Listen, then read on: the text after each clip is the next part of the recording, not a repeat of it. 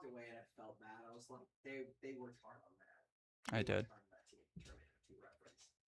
You've seen Terminator 2, right? Of course. That movie killed my grandma. Why did I watch it? No, honey, I'm being serious. You've seen Terminator 2, correct? And I was being serious up until I said it killed my grandma's shit. What Terminator movies have you seen? What Terminator movies ever? Terminator, Terminator 2, Terminator 3 Rise of the Machines, Terminator Salvation. We don't talk about Terminator Genesis and Terminator Dark Fate. Okay, so none of those. I'm gonna be real, that's rough for me. That's rough to hear. All right, let's see. Am I live on YouTube now? What the fuck?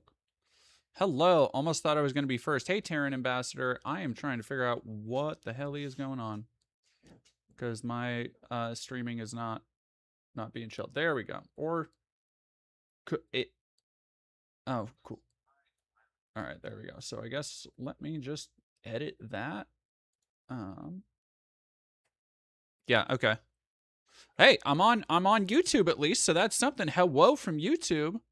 Is the green line just me? Nope, green line is not just you. That is something with my camera that I'm trying to figure out. All right, I'm just gonna change that then.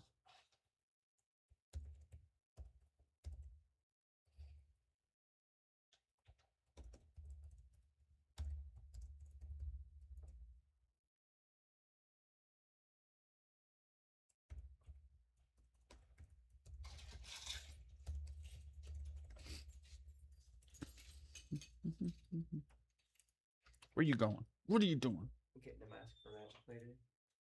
And I'm probably going to spend Tate's lunch with Tate. Wearing a mask for that too. Okay. Where are you getting a mask? I have masks in my bag downstairs. Because COVID happened and I said, well, these aren't useless. Are you going to be making it over to like uncles or anything? I could. Energy drink? They probably don't have any, but if you wanted to stop in, I should have enough for like maybe 1 or 2 avatar collector packs, collector boosters.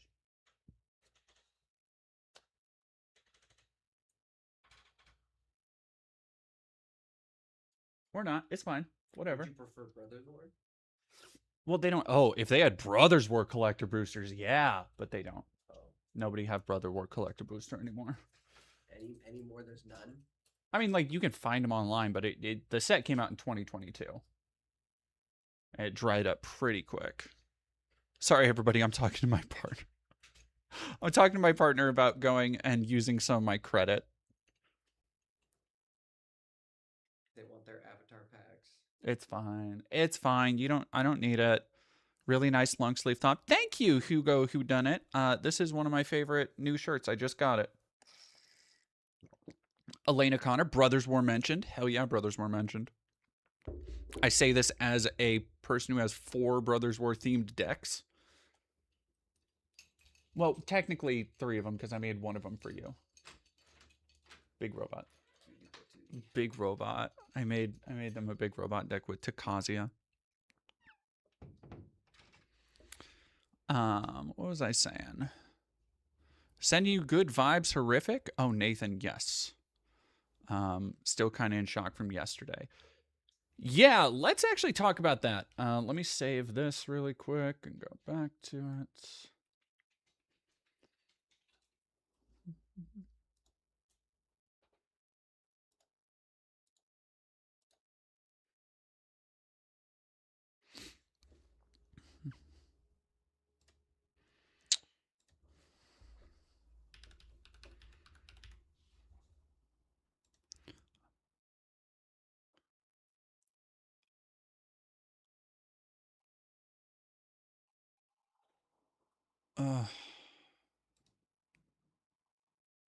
God.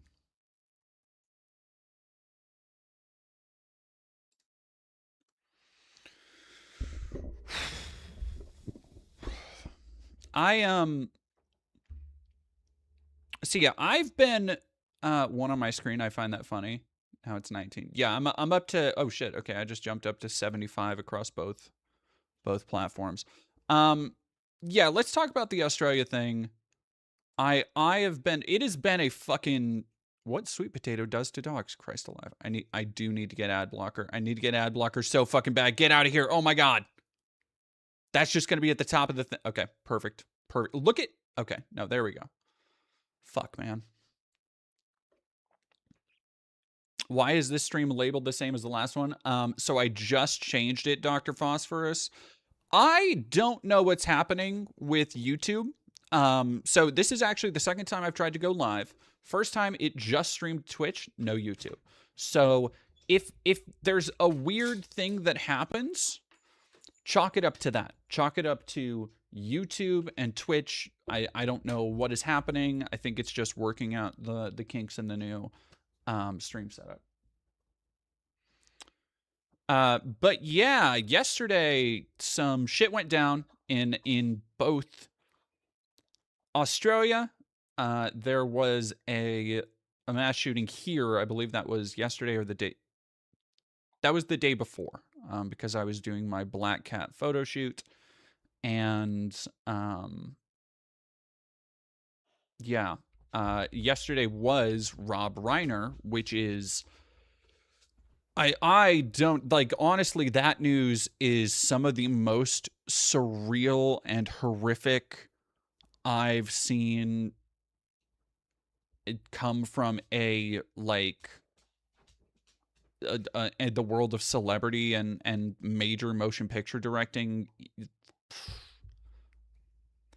I struggle to think of something to equate to it outside of, you know, allegations and revelations about people being like sex pests, because the just like Rob Reiner is a monumental figure in film. Yeah, Violet Left. It has been a fucking. It's been a couple of days. It's been a couple of days. So what I want to do is I want to tackle the heavy shit up front. Because I have not.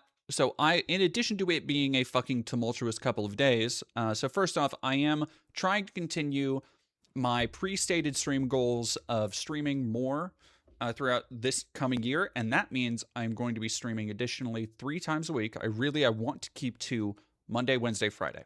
Like, I want to do at least Monday, Wednesday, Friday, and then probably some Sundays.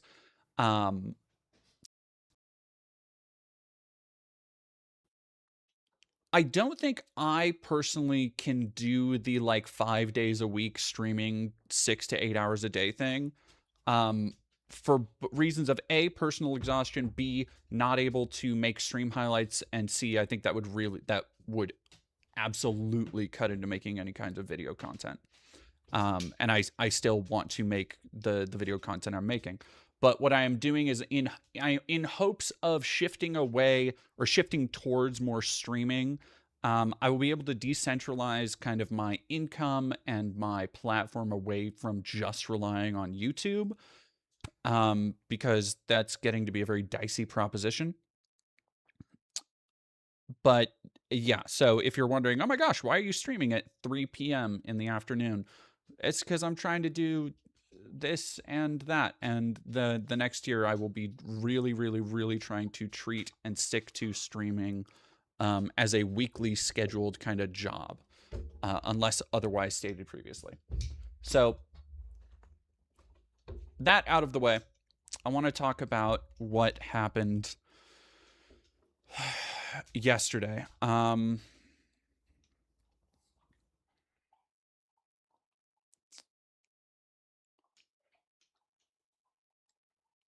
I don't even know how to start going about this. At least 15 people have been killed and 27 are in hospitals after a shooting in Sydney's Bondi Beach declared a terrorist incident targeting Jewish Australians and is the country's worst mass shooting in almost 30 years. The father-son duo were identified as 50-year-old Sajid Akram, who moved to the country in 98 and was killed at the scene, and 24-year-old Naveed Akram, who was born in Australia, is in custody. Says they were driven by extreme ideology, were interviewed by security services, but weren't part of a wider cell. Gun laws. Albanese announced Australia's plans to strengthen its already tough gun laws that will restrict who gets a license. Yeah, Lizard Cole, I think it is some kind of pixel issue. I don't specifically know what it is, but I will work that out. Everybody keep in mind, I am working through, and I just figured out how to fucking get finally the capture card to work after trying for 2 hours yesterday and today. It has been it's been a process setting up the new stream setup.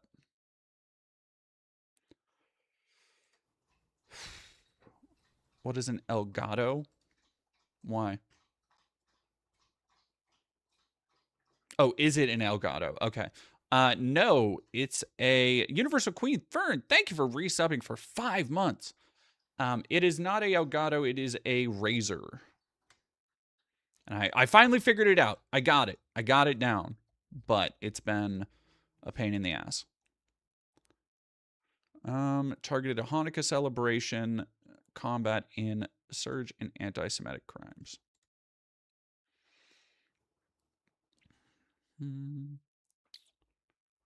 Why?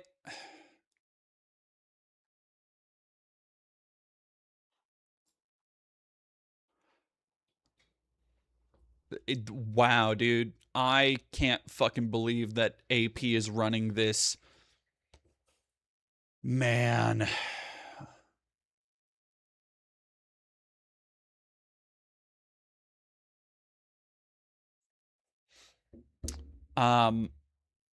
Like, so the thing is that we are going to see probably more of this kind of rhetoric, this horrendous anti-Semitic attack being used to justify or put passive voice on things like Israel's war in Gaza. This is unconscionable. From Tel Aviv, Israel, Associated Press, reporting on this thing that happened in Australia.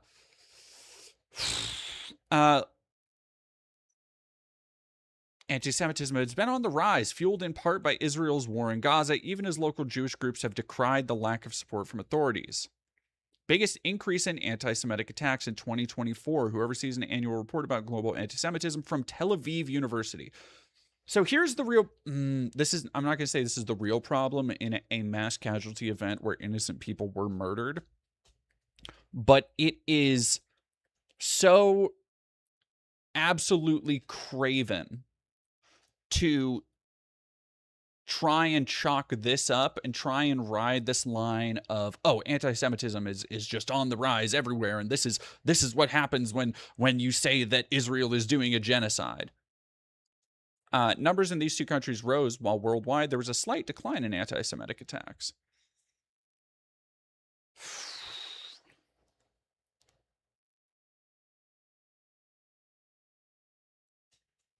We need decisive leadership and action now to eradicate the scourge of anti-Semitism from public life.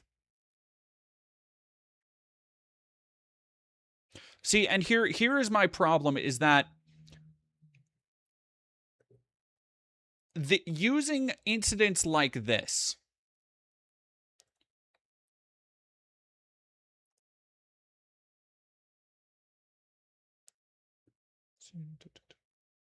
Please shot the two. We're talking about Nehemia. We're talking about the mass shooting at Bondi Beach in Australia.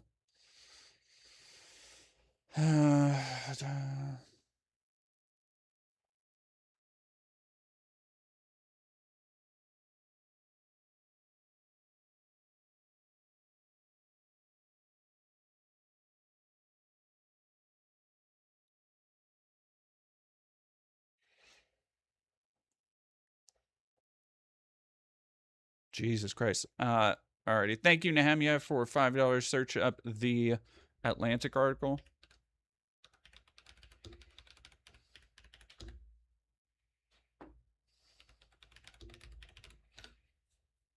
Where you going? Oh, lunch. Okay. I'll see you soon, baby. I love you. Thank you for making me tea. Next time we go to the store, remind me I need to get honey.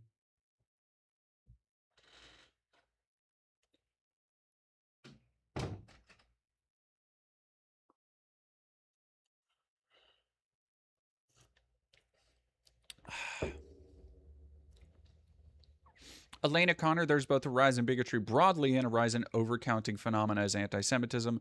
There's a greater utility to both that happens to bolster imperial goals. Yes, which is the ultimate wanted result of the empire. Yeah, it serves like, and here's the really dark and most fucked up part about this kind of thing is that it serves the goals. And no, nobody really wants to admit this, but these kind of anti-Semitic attacks do serve the goals of Zionism because they allow people to go and point and look and say, here is credible evidence of what happens when you allow, and they get to twist and contort it and say, this is what happens when you get to criticize Israel unimpeded. It's just spreading anti-Semitism, even though it's not. It's fucking, yeah, it's wild. The Intifada comes to Bondi Beach. Wow, that's... Oh, by David Frum. Okay. Okay, you know what? David Frum, that tracks. I'm gonna need a Chapo analysis on this one. Jesus Christ. Okay. I thought this was going to be a slightly more based take. I thought this was going to be a look at what happens when you continue to proliferate spaces online that spread hate and anti-Semitic conspiracy while also trying to, like, have the Western world publicly support the ongoing genocide in Gaza and how these two effects, like, I thought this was going to be a blowback type thing, but nope, it's great. Rad. Maeve Wolski, thank you very much for 1, 2, 3, 4, 5 lies on the internet, ever records, Arena Chess, Danger Days, and Sublimec. Thank you for gifting tier 1 subs, and Chaos or KOS. Thank you for following. If that's like a cyberpunky name, KOS is pretty fucking cool. Pretty fucking cool. Blanchie, yeah, we are early. We are. I was actually just talking about how these kind of streams are going to be more and more early, generally speaking, because I really want to start streaming Monday, Wednesday, Friday at regular times moving forward into the next year. So I'm really trying to decentralize from just focusing so much on solely, YouTube video content, and want to try to spread it out a little bit. In the hopes that I love you, baby. Love you. In the spreading out, I will be able to focus more on quality content, because I'm hoping that, by doing more stuff on YouTube Shorts or TikTok or Twitch, I won't have to be so beholden to, okay, I gotta keep views up all the time on YouTube, otherwise I won't be able to pay my rent. So we'll see how it goes. I know, Nathan Yu, I was just looking at 1899. The fact the shooters were Muslim helps the propaganda. I know that my heart, my heart sank as soon as I saw, mass casualty event, because fuck, man, we don't need that kind of shit in the world. We don't need, civilians and children. It doesn't fucking help your ideological end. It never has, right? Mass casualty and terrorist events, it's useless. It's purely nihilistic. It's purely self-serving. The only people who do it would be conceited sociopaths. Which, hey, the internet creates a lot of people like that.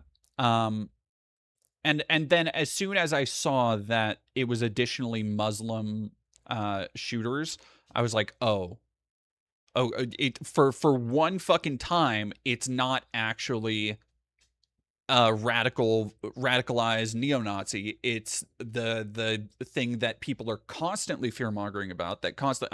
I'm sure there are already people out there talking about how fucking Hassan is to blame for some of this shit, because look at how they're spreading anti-Semitism by calling about the genocide in Gaza. But it is, Nathan Yu, it is such an important point that the people who, I was just reading the article where the person who tackled and disarmed one of the shooters was former Syrian military officer. So somebody who was literally a Muslim and trained combatant is the person who saved all these lives. And you can't really come up with a better encapsulation of how Muslims are going to be scapegoated, yet will still just like do so much to help their fellow man that will almost certainly be overlooked in the face of like it's literal some bad apple shit, and I hate it. Bondi, not Bondi. I'm sorry. I'm used to. Oh, you're right, because Team Bondi, the game development team was that. Real internet person, real life internet person. Thank you for following.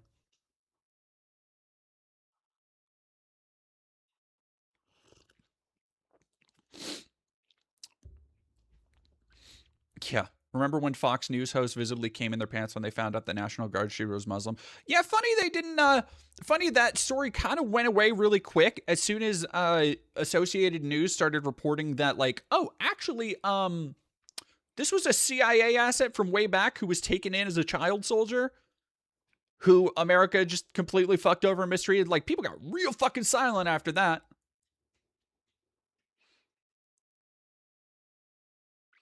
El Salve, as an Aussie, I fear that the NSN Nazis will weaponize this tragedy for their white nation policy agenda. Honestly, it's a little bit funnier that Australians have, like, white nationalists, even more so than America, because if memory serves, Australia started as a penal colony. Like, it started as a place Britain would send the people they didn't want. He was spiritually Jewish when he saved those people. Oh, I'm sure that's fucking Brianna Wu's argument. Oh, Deathlock Minion. I saw Cat and then I saw Past. I'm sorry. Deathlock Minion, that's rough. Everybody in chat,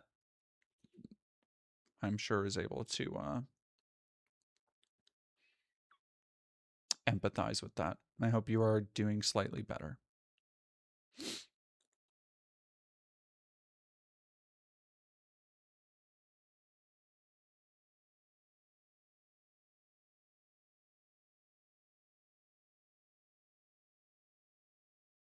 He penal.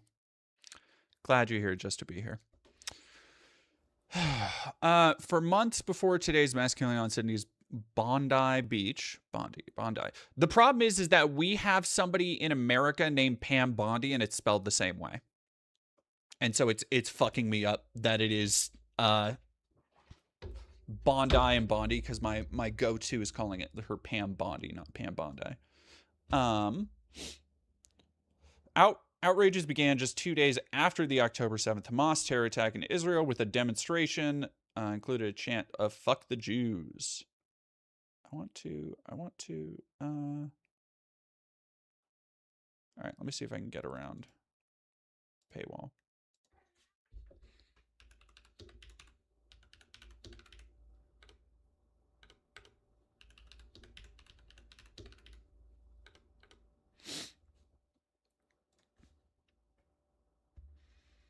Bondi Namco, that's funny.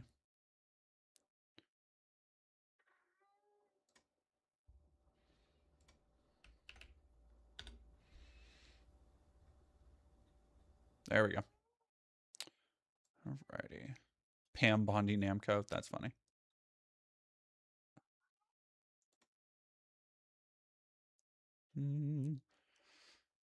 Curses soon escalated into crimes. There was an arson attack on a synagogue and another at a daycare center. Protesters stormed into an Israeli restaurant and Jewish targets were subjected to bomb threats. In September, a social media influencer carrying a Palestinian flag on horseback across Bondi Beach got off with a warning. Quote, "I cannot believe we can fine a Cocker Spaniel for being off leash. We can find a restaurant owner, blah, blah, blah. But there's no power whatsoever for us to find someone for riding a horse in an intimidating manner." What the fuck is a intimidating manner for a... That's crazy. That's wild to me.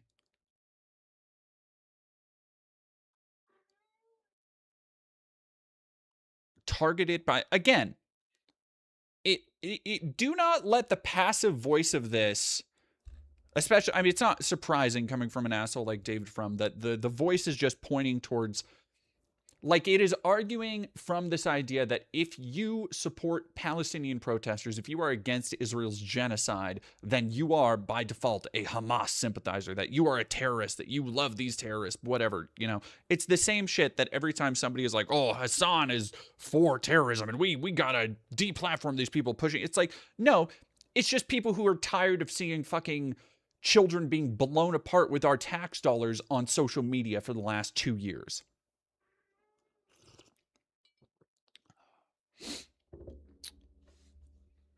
And, like, this is a perfect example of this shit is just going, it's not going to be used to actually defend Jews or people who are at risk. It's not going to be used to stem the tide of online violence. You'll notice they aren't talking about things like, oh, we need to stop the spread of misinformation on X, or look at how people are becoming radicalized. What they're talking about is anybody who criticizes Israel. Right? Because it is a larger ideological mission here than just saying, oh, we need to push back against hate. It is not actually in service of, we need to stop and push back against anti-Semitism. It is in service of, we need to push forward Zionism. When people chant Intifada revolution, they are revealing something important about their goals and methods. Yet in many Western countries, public authorities have been reluctant or unwilling to hear the message. Please, David Frum, tell me. Yeah, this is a former speechwriter for George W. Bush. If you want, David Frum has had some banger dog shit takes in the past.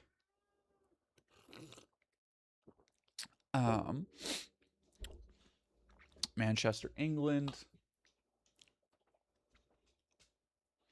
In October, in May, 2 people in downtown Washington, D.C. I did it for Palestine. I did it for Gaza, he told police, according to his federal indictment. In October, first off, the difference between May and October, you'd think there would be way more incidences between, we're talking about between 3 countries. And I don't want to, I don't say that to be reductive about the severity of these instances or the fact that there is a very real violent streak of anti-Semitic attacks. But at the same time, positioning this as a unique plague of bigotry at a time when there are rising rates of every kind of prejudice against women, against queer people, against trans people, against people of every color, against immigrants from everywhere. So to just try and isolate anti-Semitism as the one thing that people should be caring about, or somehow that it's being ignored when there are massive platforms constantly dedicated to talking about it, is laughable to me.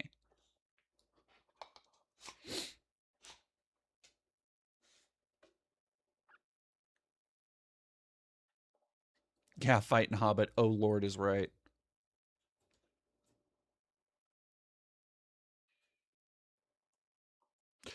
Yep, Blanchy, David Frum is one of those dudes I would be convinced that he's getting paid for dumb takes if I was a more conspiratorial person. David Frum, who's another fucking who's the treat boy? Who's the one dude? So the reason I primarily know David Frum is because David Frum was a regular in their reading series. Like for years, David Frum was one of the like Politico inside Beltway assholes that Chapo would, read and make fun of because he is so out of touch with just reality. And God, there was another guy that I'm like, oh. Nathan, you wild that people are more concerned by Palestine protests than Musk and Fuentes? Yeah, funny, isn't it? It's almost like ultimately the division and hysteria sown by people like Musk and Fuentes aren't that big of a deal. They aren't actually threatening to hegemony. Matt Iglesias, that's the boy. That's the guy. Matt Iglesias. Yep, you got it. You got it, Fighting Hobbit. Thank you very much, Johnny Viral, for posting all the links in the chat if you want to help support the stream and some people in the community who need some financial assistance right now. Terrible reluctance by Western governments to accept the appearance on their soil of deadly threats to Jewish citizens from people motivated by anti-Israel ideology. In what fucking world, dude? I cannot think of another singular conflict or another political movement that has had unilateral support from both sides of the aisle to the point where they pass House resolutions in America to condemn anti-Semitism. Right, here, I'm going to try and... No, that's not going to work. All right, I'll fix that later. Ross Douthat. Yeah, that guy. That guy too.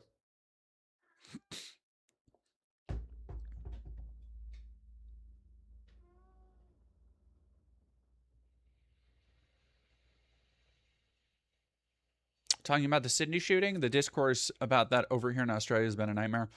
I fucking bet. Australia, so again, not an Australian, obviously, but it seems like, and I guess we have a couple viewers in the chat talking about it. It seems to me right now that Australia has been dealing with a kind of insurgent neo-Nazi population, and I mean like an explicitly neo-Nazi population for several years now. And most of what I've seen of that has to do with, there was the Let Women Speak rally or whatever the fuck that Kelly Jean, the Parker Posey fucking spoke at and had Nazis show up for. Yeah, we condemn anti-Semitism. Nick Fuentes, never heard of him. God, I wish I'd never heard of that little fucking weasel. So much.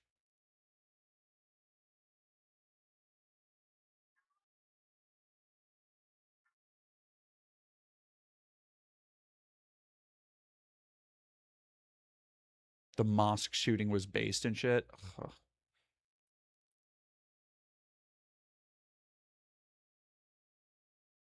Hey, Zayna Grills. My man Roscoe, thank you for following. May I want to see the baby. She is, if she comes over on the stream, sure.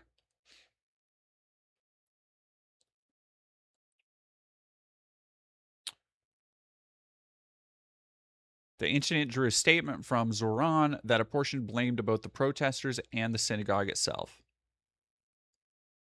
I doubt that. Oh, nope. Get out of here. After the mass killing in Sydney, facing reality is not merely urgent, it's inescapable. Now, here's the fascinating dichotomy, and this is why people get so pissed off at the rabid state of Zionism, is because when it escalates to a point of violence for this one specific group, suddenly it is a matter of multinational urgency that everybody in every government stop what they're doing and make sure everybody know that Jewish people specifically are under attack. And that additionally, if you criticize Israel and their ongoing genocide in Gaza, you are supporting this and you're pushing Hamas talking points and you are a terrorist sympathizer. We talked about this last fucking stream, how people in Britain, literal peaceful protesters in Britain and Palestine Action are being arrested because they have lost the ability to openly criticize Israel without being called fucking terrorists, right? It is so far beyond being a issue of bigotry. It is a free speech issue.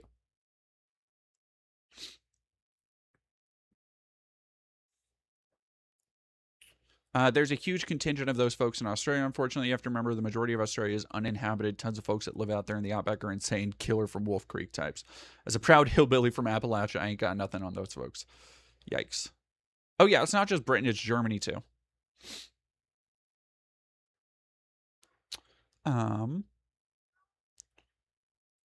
Like symbolic violence is a rehearsal for actual violence. So what he's saying is that, again, criticism of Israel is symbolically violent, which means like equating the idea of having a problem with seeing babies blown apart with like actually going out and murdering babies. And the problem I have with this, first and foremost, is it argues from this ethno-supremacist position by default, because they will jump on this As soon as Jews are in peril, as soon as a Jewish person is targeted, and the rest of the time they are fucking radio silent, particularly if it's an Arab or a Muslim under fire. And all you really need to see is ask yourself, how many of these people, how many of these rabid Zionists have come out publicly against the IDF after seeing the shit that they've done and continued to do even during our ceasefire in Gaza?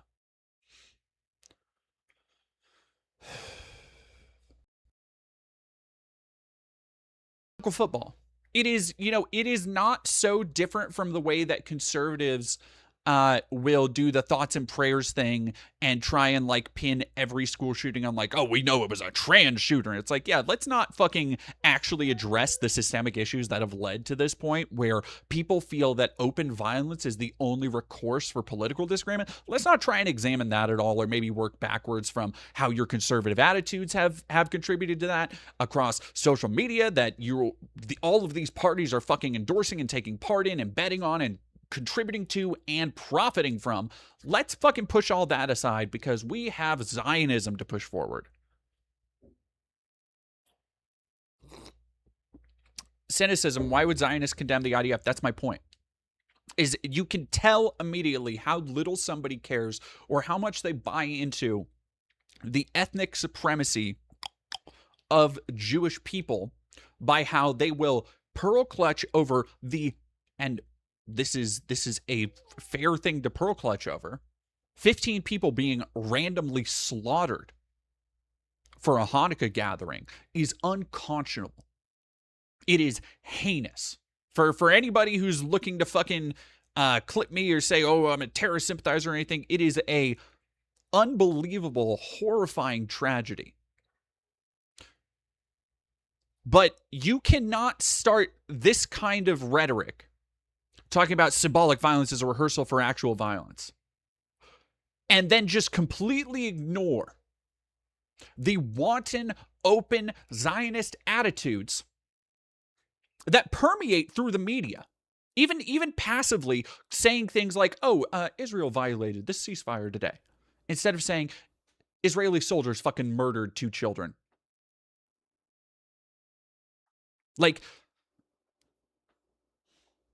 This is just as much, the ideas being put forward here are just as much contributing factors to this violence as any kind of pushback.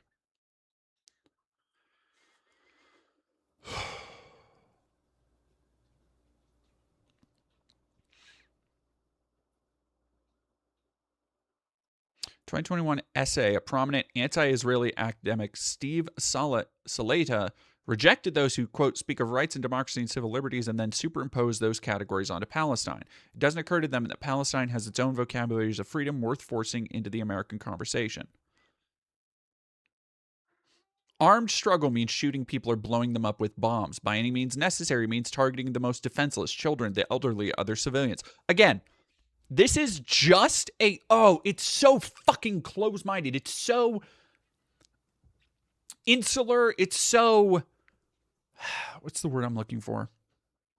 It's that fucking meme where it's the two sides of the river and they're the exact same, but one side is our brave soldiers and the other side is their barbaric savages, our amazing religion, their wild superstition. Right? It is everything you are talking about here, which they are trying to pin on things like Hamas and by extension, anybody who advocates for Palestine. Every single one of these is something the IDF has done to a civilian population. Yeah, using soft language to whitewash the atrocities, exactly. By any means necessary means targeting the most defenseless, children, the elderly, other civilians. The irony, the ability to fucking sit and say that shit in favor of Israel's genocide after years. And even now, as we are watching the fucking quote unquote ceasefire, let's see how many people, by the way.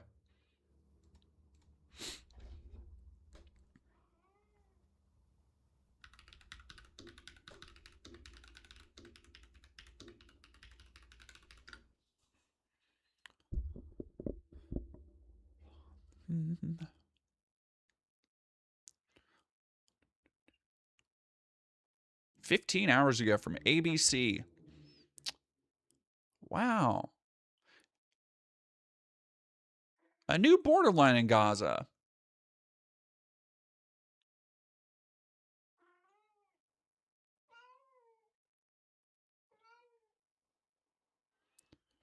$379 people killed in Gaza since ceasefire. 2 people were killed by Israeli fire in the previous 24 hours, with the body of one person who was killed earlier also recovered. So what that is saying, again, in the typical passive voice of the genocidal allowing mainstream media, is saying that Israel shot 2 fucking people.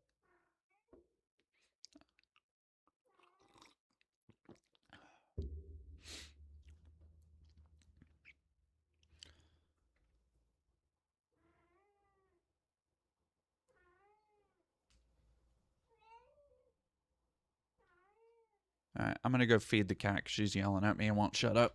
And I need to cool off for a second.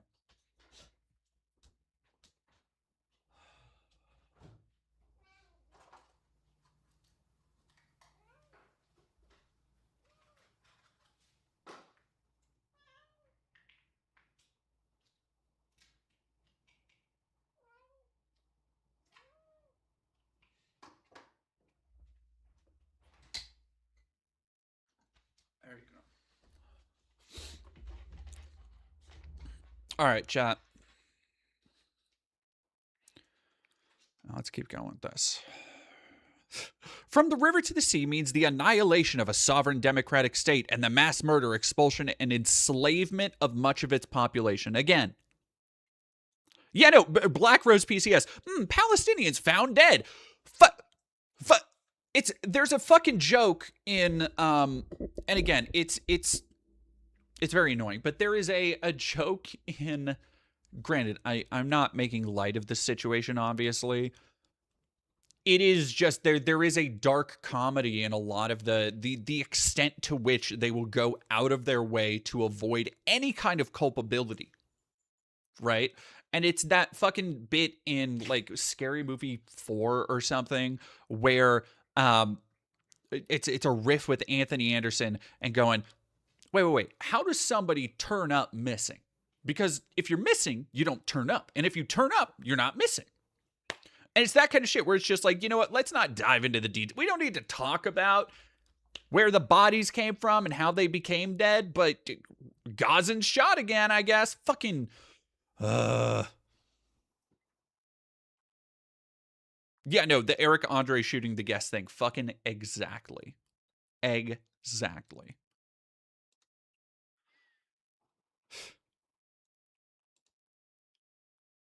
There is the irony that the one place on earth where Jews most is precisely the same state of Israel marked for annihilation of its enemies. I fucking wonder why. I want, like, and nothing else happened. And there was nothing else that ever transpired leading up to the like, they one day just all the Arabs woke up and they just hated all of Israel and wanted to kill everybody there, and Zionism just happened as a response, I guess. And that it's just, you know, it's these things happen. Like, there was not at all a displacement. They're like, the Nakba, what's that? Unfucking believable. I wonder if he even talks about the Nakba.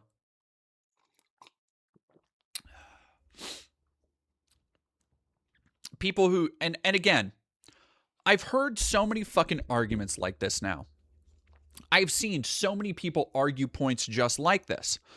I know what he's really getting at when he says shit. So, for example, people who dress up like Hamas terrorists and brandish their insignia and chant their slogans are not merely opining. They're propagating, recruiting, and inciting the actions they believe in. So, when he says dress up like Hamas terrorists and brandish their insignia, what he's talking about is probably people who wear kafayas, or people who have Palestinian flags at protests.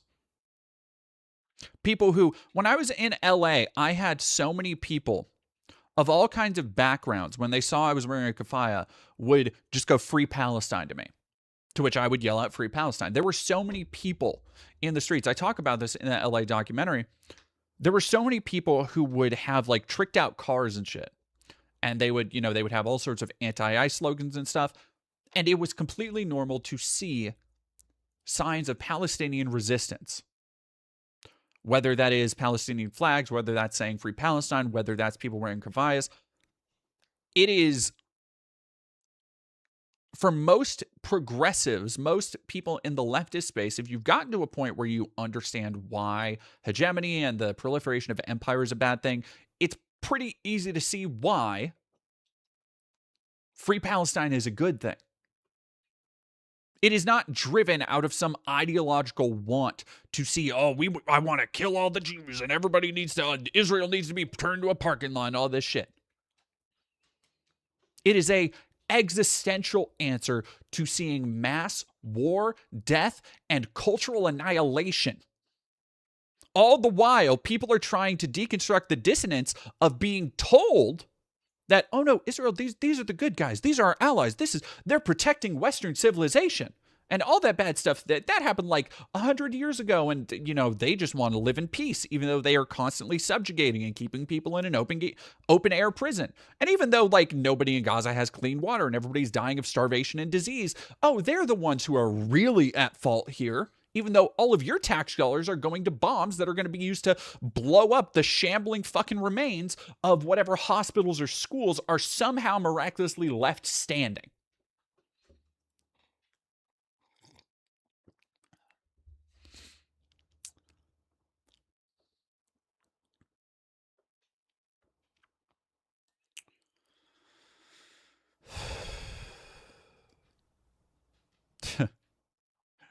Here we go. Among Western liberals is a strong impulse to show respect to people from other cultures by interpreting their words and actions in the most benign way. But sometimes the way to show the deepest respect is by taking people seriously, believing their words as they are spoken. So what he's saying is, if you are, if you're a well-intentioned liberal, I understand why you might have sympathy for the phrase of like from the river to the sea, but here's why it's actually not talking about, the IDF taking their boot off the throat of an entire people collectively, and why it's actually an extermination slogan that's the real violence isn't the tens of thousands of people murdered for an ethno-supremacist project. No, the real violence is 15 people who've been killed.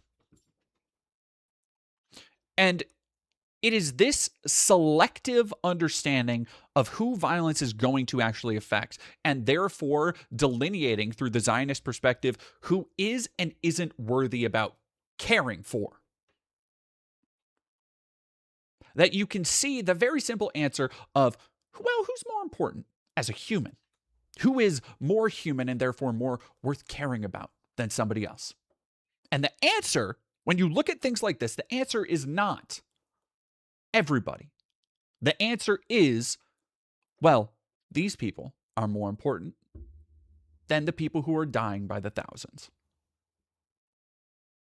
So think about this. Anytime somebody pushes back and goes like, well, it's ridiculous that Israel and the IDF they're an ethno-supremacist project, or they're a nationalist sect, or they're like any of that shit. Think about this. The massacre on Bondi Beach is an ultimate consequence of this well-meaning condescension.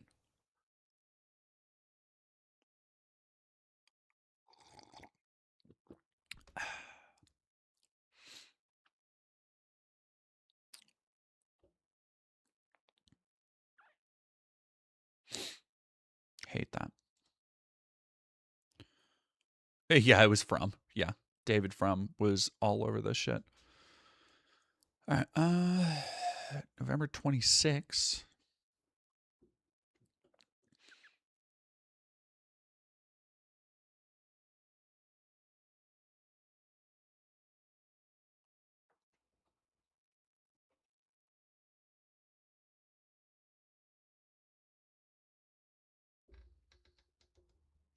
I can't believe he tried to fucking tie Mom Donnie into this when this protest happened. Oh, by the way, Cat's here.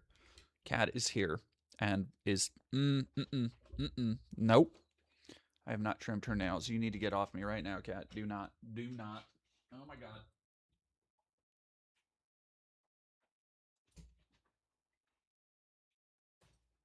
Oh my goodness. Okay.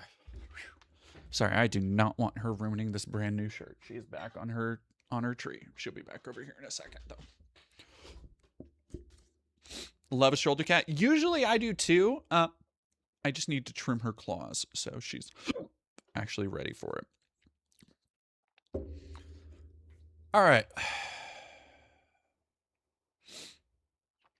Ram Bambling. What's up? What's up? What's good?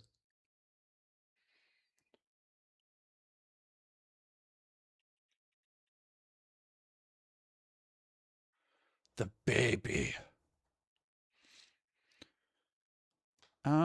There you go. Fighting Hobbit, Dead Domain. I was helpfully informing the chat that Israel has a mandatory. Yes, if you don't know, Israel does have a mandatory military program. They're trying to lure American Jews into year-long kibbutzes so they can be drafted against their will. I did not know about that. That's actually kind of fucking insane. That's wild. I don't put it past it, but that's wild. Netanyahu blames Albanese for his incompetence for letting the mass shooting in Bondi Beach happen, yet the October 7th attacks happened under his watch. Rambambling, 3 parentheses. Yeah, 3 parentheses is a dog whistle, but I believe Garrick the Tailor is doing it sarcastically.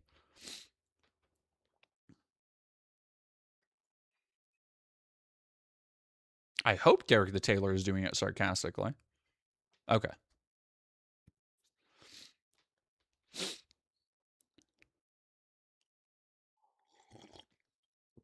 Because we were on the subject of the ways Zionists will delineate, I would hope it's, again, I hope it's sarcastic.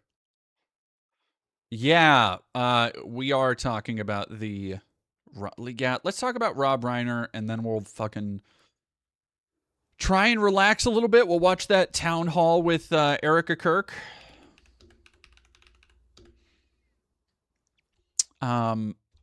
This is one of the most...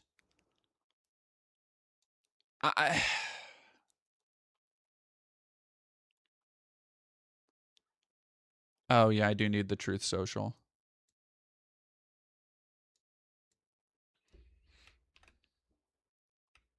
Thank you very much, Carnal.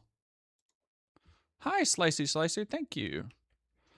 So, Rob Reiner is I think legendary is a great way to put it.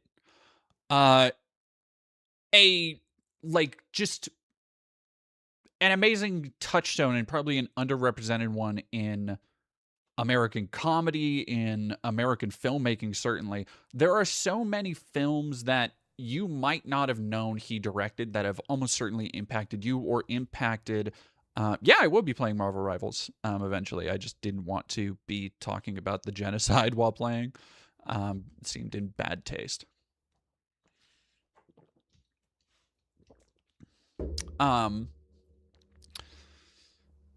Yeah, I don't... It's so... It's wild that his son... So, last night... or I guess yesterday...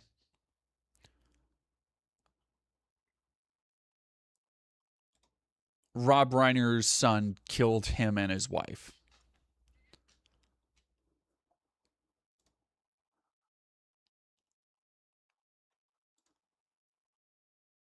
It's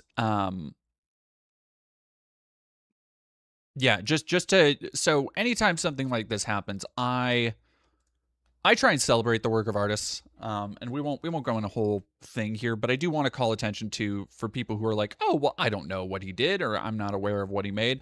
So I do want to, and Reiner was a liberal activist. He was co-founder of the American Foundation for Equal Rights, which initiated the court challenge against Prop 8 that banned same-sex marriage.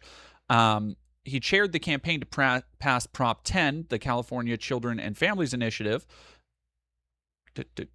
taxing tobacco products. Social Responsibility Task Force, an organization advocating moderation where social issues such as violence and tobacco use intersect with the entertainment industry. And he endorsed Joe Biden.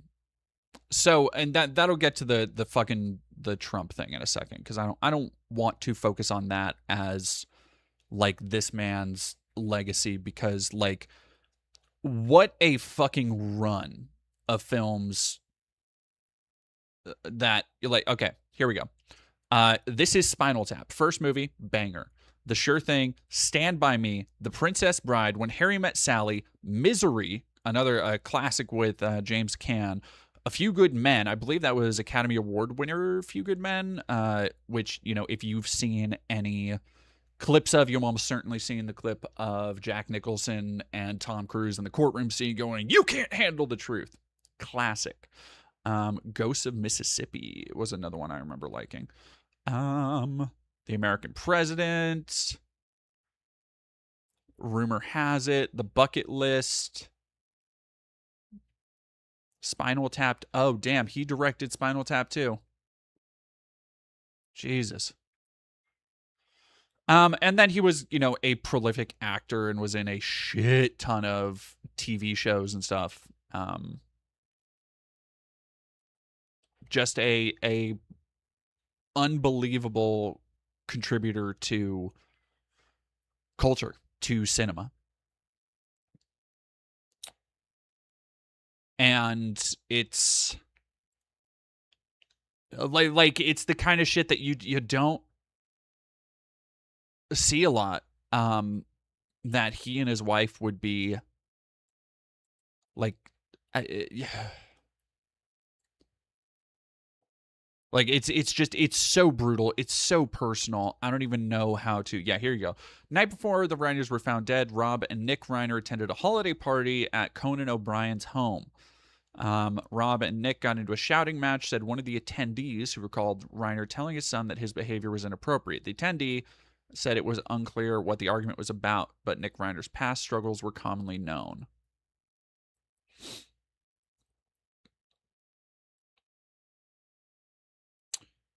Even when it was released being Charlie, the filmmaker Rob Reiner had an uncomfortable resonance with the film's family life as they trace Nick's addiction struggles. Jesus.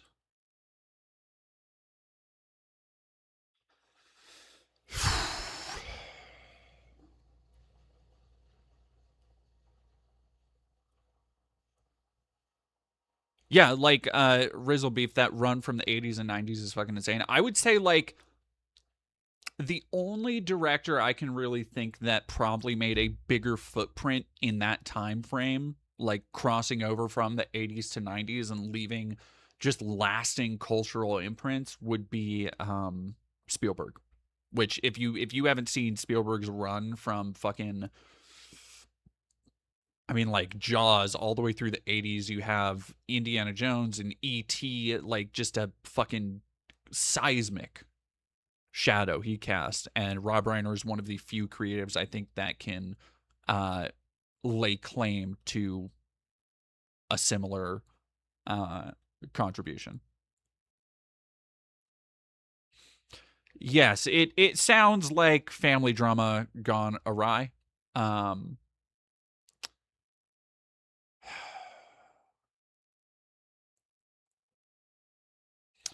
And because this is genuinely hard to read, but I want to, I'm going to read through this really quick, because last night was the first time I read this, and it made me genuinely immediately angry, because I have not like, I don't believe in celebrity worship. I believe, you know, if somebody was bad during their life or they did bad things, that somebody dying shouldn't be a reason to not call them out. That being said, there is a amount of tact and there is a amount of discernment that Trump does not have.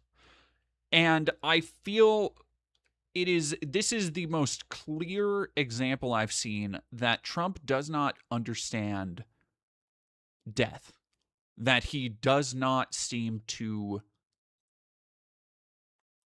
understand other people and the state of life as impermanence, in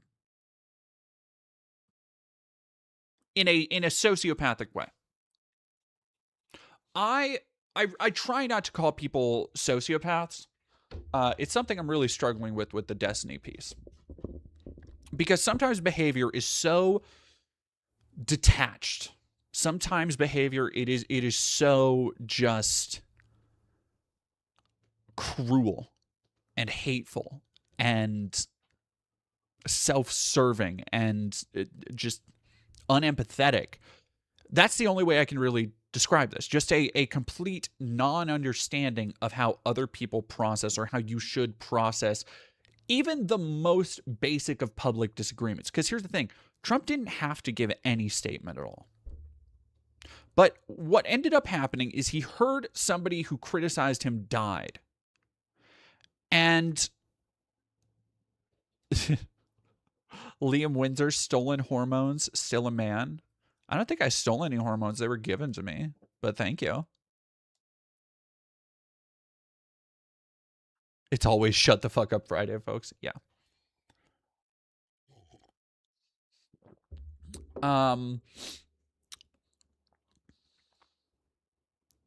It's hang on.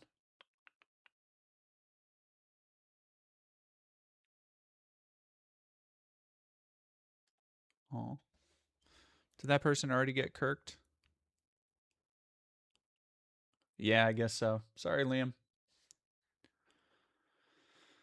Oh yeah, hell yeah. Carnell also, that's a very good point.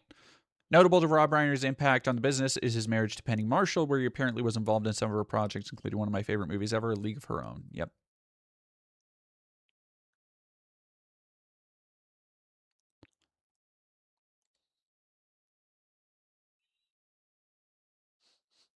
Yeah, my man Roscoe, we are going to be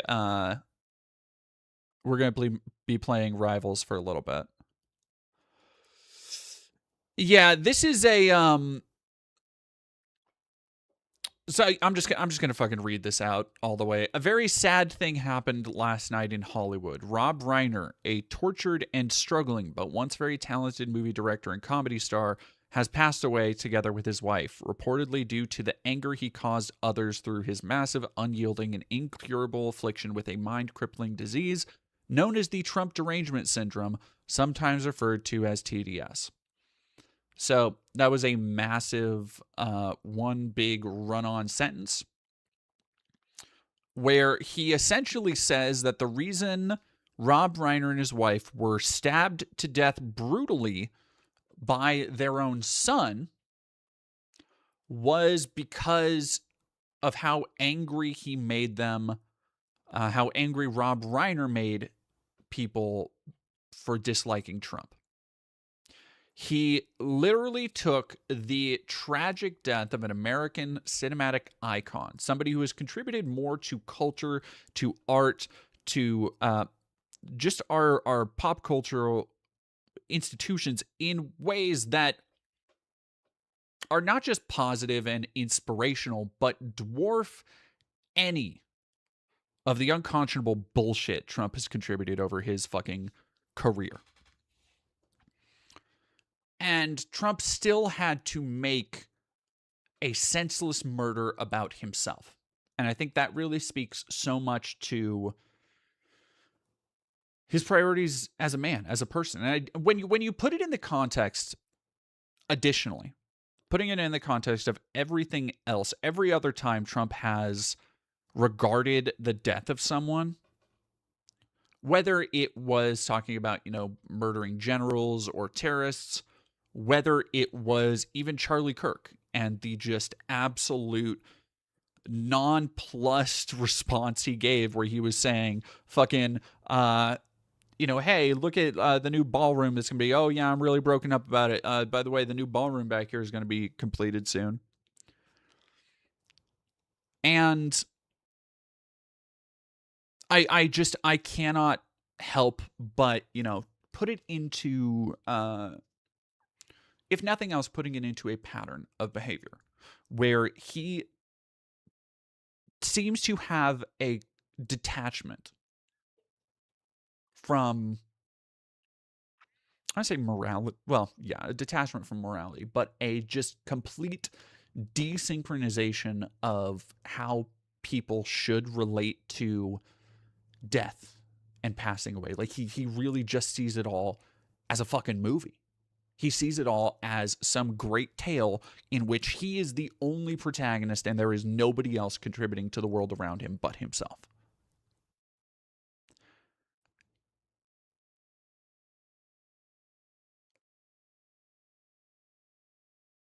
It's like I can't believe anybody would still it's shit like this that I think is going to be more, even if it doesn't contribute to the final straw. I think it's shit like this that is going to be instrumental in a lot of people deconstructing what a piece of shit Trump really is. Continuing to read it, reading the other half because it's all fucking run on. He was known to have driven people crazy by his raging obsession of President Donald J. Trump, with his obvious paranoia reaching new heights as the Trump administration surpassed all goals and expectations of greatness, and with the golden age of America upon us, perhaps like never before. May Rob and Michelle rest in peace.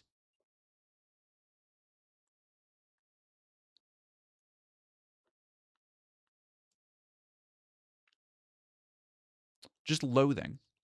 That's all I can really feel towards this is intense loathing. He is such a ridiculously, insanely pompous, self-centered, egotistical person.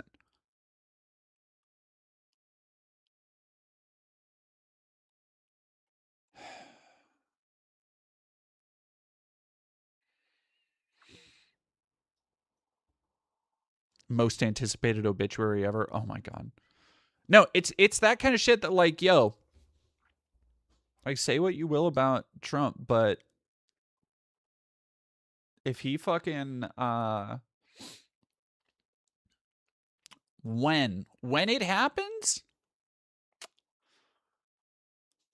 people are gonna be pulling on this thread. People are gonna be bringing this shit back up. Is the only thing I can really say.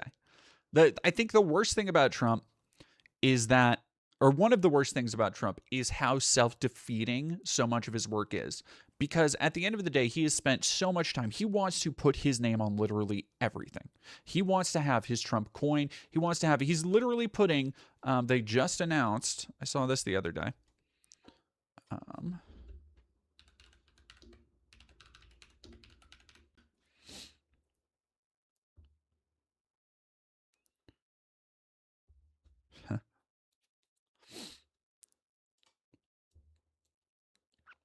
Killing the penny was just the start. Trump's rewriting the rules on America's coins.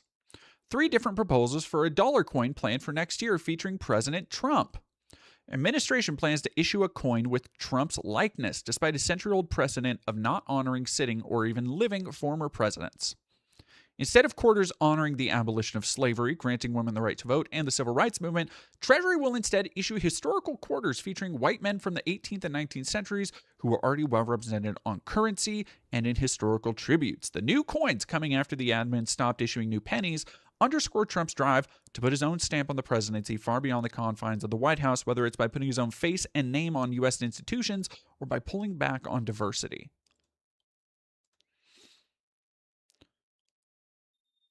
Here's another thing. U.S. Institute of Peace renamed for Trump after his administration gutted it earlier this year.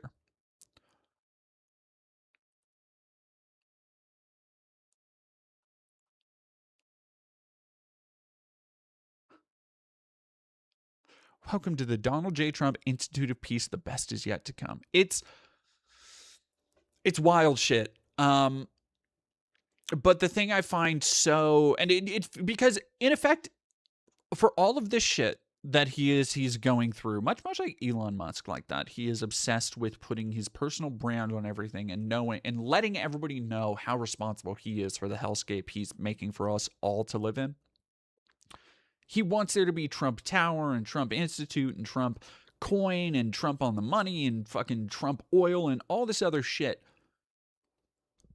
But the truly self-defeating aspects is that after questing for so much glory in vain and questing and working so hard to put his name on all this shit, it's not going to matter when he finally goes. Because he has created a world now where people, his lasting legacy, it's going to be shit like the Rob Reiner tweet.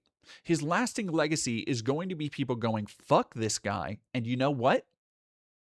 He would be okay with that. He should be okay with that. He should be okay with everybody saying, fuck you, and pissing on his grave, because that's exactly the world he created and exactly how he went through it. So, Wanker Tanker, I'm just about done with Trump. Yeah, no, exactly. It disgusts me without fail. The very same people who expect us to respect Charlie Kirk can't even muster the humility to condemn the murder of Democrats like the Reiners and Hortman. Uh-huh. Yeah. AI, RDJ Jr. What do we... Oh, fucking... Where are we talking? What AI... Oh, Robert Downey Jr. Okay. I saw RFK. Sorry, I'm so fucking politics pilled right now. Quiet Piggy felt like the moment for a lot of people. I don't think so, honestly. I think the Quiet Piggy thing was very pearl clutchy for, but like here's the real problem, I think, for people who are already on the left or people who are already anti-Trump. It's just adding more and more, right? It's just another in a long-winded, endless cacophony of shit that he's done that you point at with distaste. And I guess everybody has their kind of different reasons for that, whether it's that you think a United States president should be more professional or something. I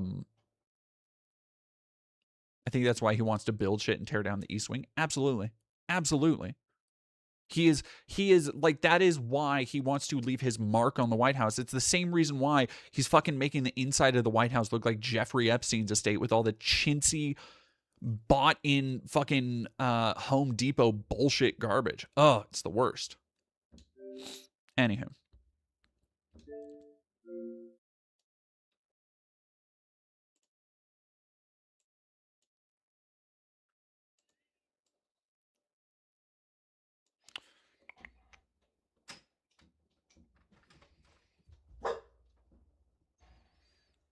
There we go.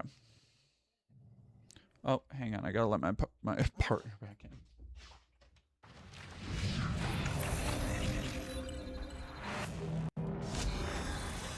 love you. We talked about very depressing things. Oh, you wore your new boots out. I'm like, wait, you grew. You're so tall. So tall. Wow. You're so well.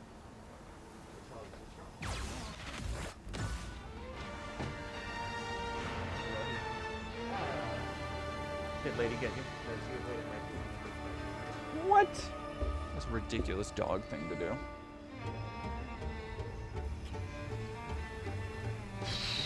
All right, chat. With the real nightmares out of the way.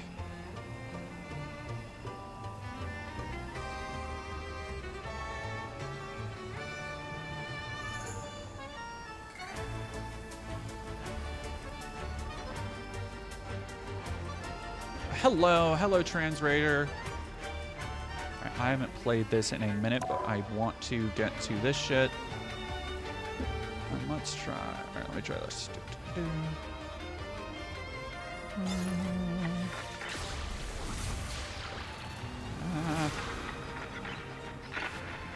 Yeah, I'm probably gonna play quick play. Well, so I really want to. Let me. How do I? Whatever.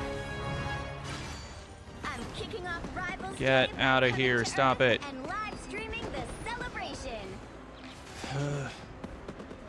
What? Hey. Stop it. Get out of there, you. Let me. How am I gonna? Let me see if I can. Out of Utah Valley University. There's an emergency response there, flooded by law enforcement. The conservative activist Charlie Kirk has died after being shot during an event. Oh, see, you know what I'm gonna do? Yeah, let me actually change where that sound is going really quick.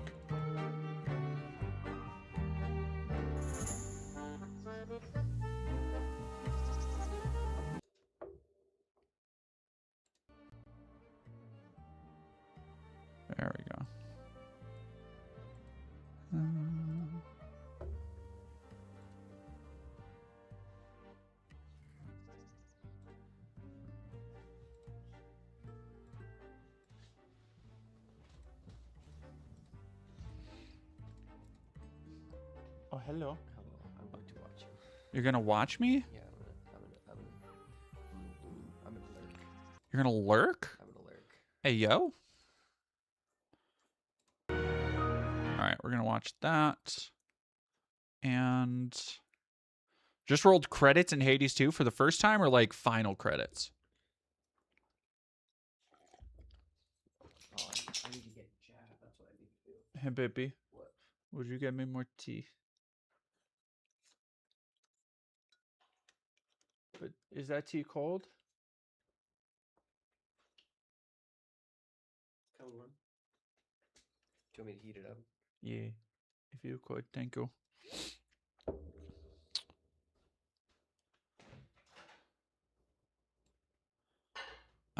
What was I doing? Oh yeah, that's what I was gonna do. I wanted to see if I can find my. I guess that's just not working today. All right, I guess we're just watching The this. latest horrible while I'm example of playing what in the appears to background. be a rising tide of political violence. In the past year, we've seen assassinations and assassination attempts against a Republican presidential candidate. Again, I'm willing to bet. Ooh, Xbox controller. Don't hate on my Xbox controller like that. I'm willing to bet that Barry Weiss's like communal project here with CBS is probably not going to talk about just the heinous shit that conservatives are constantly enabling and the amount of violence that they constantly try and sow and spew. I don't know. I'm just thinking out loud, chat. Who else simps for Rogue? Well, I mean, really quick, since I do want to say, new stream setup, wonderful for me. There we go. And now the line is out. Because now I can just go and be like, oh, what are you doing? Scram use. Yeah. And just do this really quick to show off. Where is it? Hateful. That's super hateful. Yeah, put your password. I don't. No, don't have me on stream. Get out of here. Undo that. Undo what? Undo the thing. Get me out Oh. of there. Get you out of there? Yeah. It's hateful. No, I don't want it. What? Just don't do it. Just tell him to find it. No, I want to show this. I want to show it. I gotta. I'll grab my phone. I'm not gonna show it on your phone. It's way funny to do that. It's fine. That's what I said. That is fine. You're hot. We get it. Yeah, this one is the simping for Rogue. My man Roscoe, new person jump scare. Oh, this is partner. This is Koa. Say hi, Yeah, baby. Don't new person jump scare me. What the fuck? What the fuck?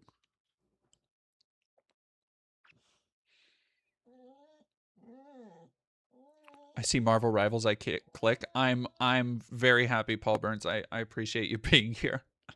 Yeah. So this is somebody was talking about Rogue in chat, which brings out my need to show people my cosplays. I hope this one has to be safe for work. It's Instagram. Yeah, there we go. But I do want to show off. Yeah, B Parker, you clocked me. You got me. Oh, fucking. All right. Just to get content. I just haven't logged in and I don't want to go through the rigmarole right now. But yes, I have you peep the black cat cosplay in the corner. If you want to go actually see, I'll just do I think I have Twitter I think I'm logged in on Twitter. I'm not logged in on Twitter. Never mind. Fuck me, I guess.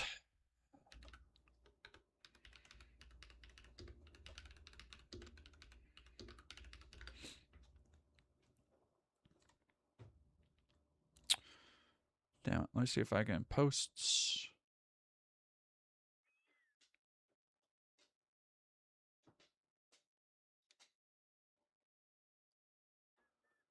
Oh, are these just the big ones? Wow. Okay. I didn't realize. Hang on. I'm just finding these. I I didn't realize I popped off so much on some of these where I have like 337,000. This is pretty fucking. This one's funny. This one's funny. But in the 80s too. That one did numbers. What? This quote tweet. Oh, that's funny. Thank you.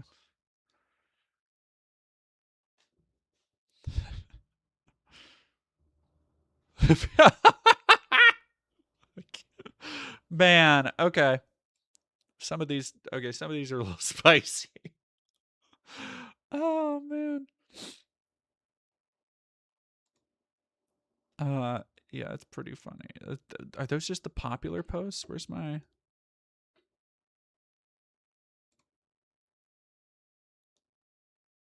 Yeah, it's just my most popular ones. That's so weird. Why, dude? God, the most fucking celeb.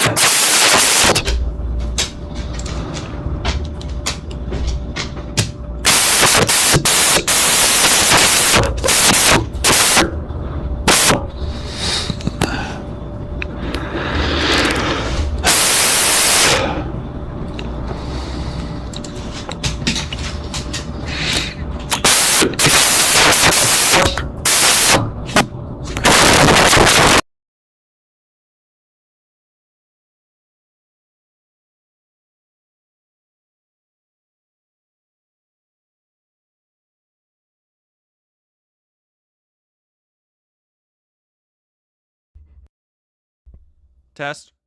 All right, that should be better. Yeah, I have no fucking idea. I am so sorry. I am so sorry.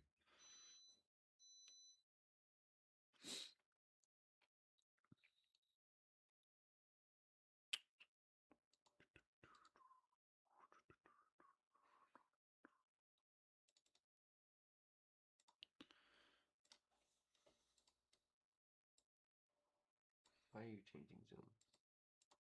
Because I don't like how zoomed in it is on me. We're Joe back. I'm so glad to be Joe back. There we go.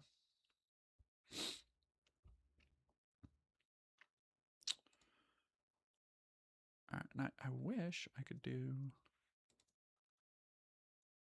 I want to just let me open image in new tab. There we go. Fuck, man. Shouldn't be this hard to show off my new cosplay photos that one of my new cosplay photos that I edited. I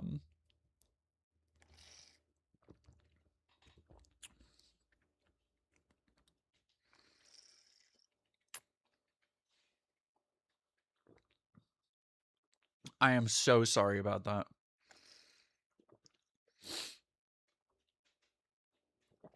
Little Mermaid, what are you talking about? Stop it, Draxus.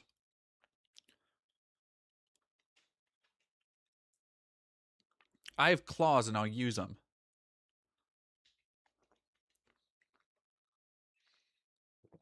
Carnal, you're a freak for that. You're a freak for that. Agwig. What's Agwig? Good shit, for real, for real. Thank you, Xana Growls. But yeah, if y'all don't know, I also do cosplay. Is this channel lore I'm not aware of? What do you mean? That I do cosplay? That I'm a cosplayer? Kinda. And I guess the Little Mermaid thing. Oh, no, I think what who said that? Draxus Stormskull, I think what Draxus was saying is that this is the Little Mermaid pose. Yeah. There's I love this kitty cat look. Thank you, Sterling Nash.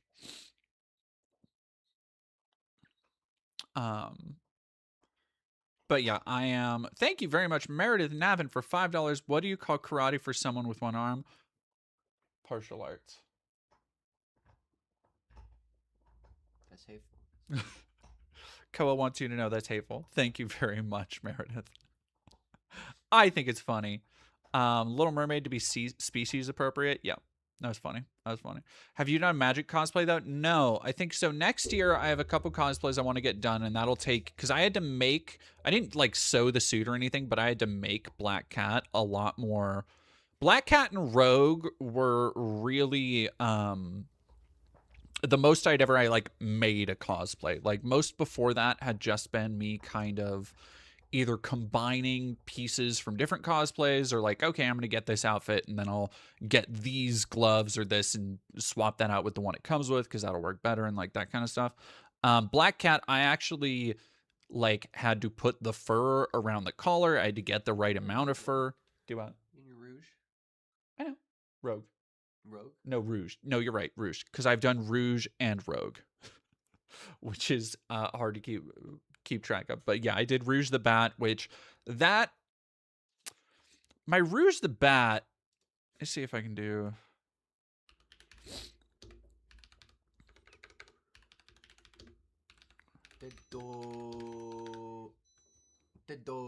What the fuck? What just happened there? Stop it. Why did it do that?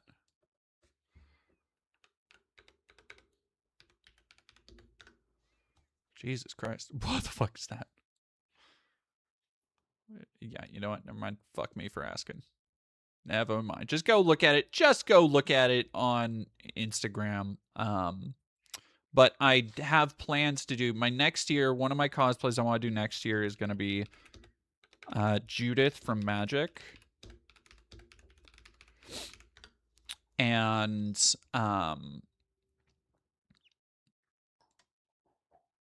see if I can get a better view of Judith.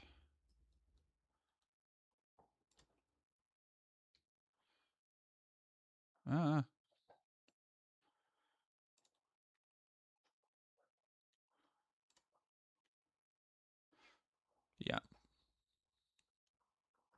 That's actually the highest resolution I've ever seen Carnage Connoisseur.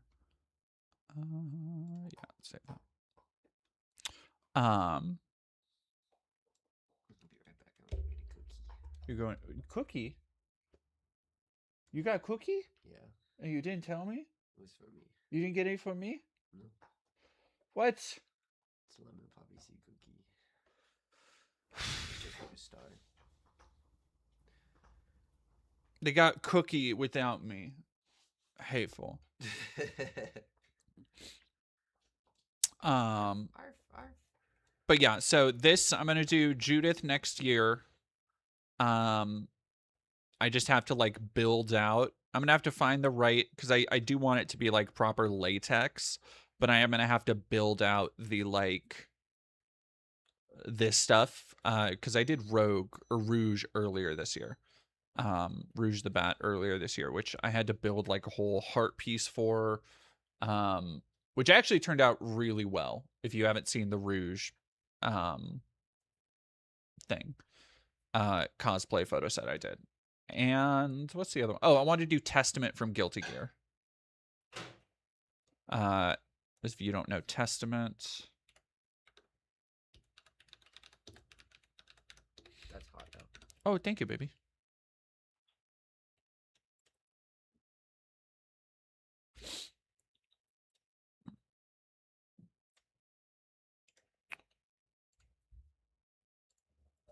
Oh, thanks for nothing.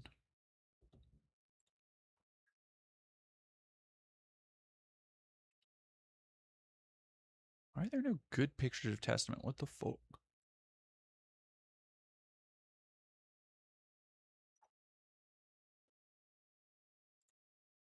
Yeah, anyway, there's Testament.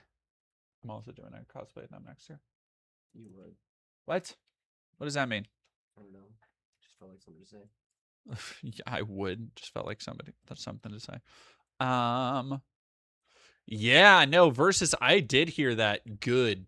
Here Black Ops 7 is now the worst selling COD ever, and word says Activision might restructure all its subsidiaries. Like, yeah, fucking make that shit like bang again. Make that shit fucking go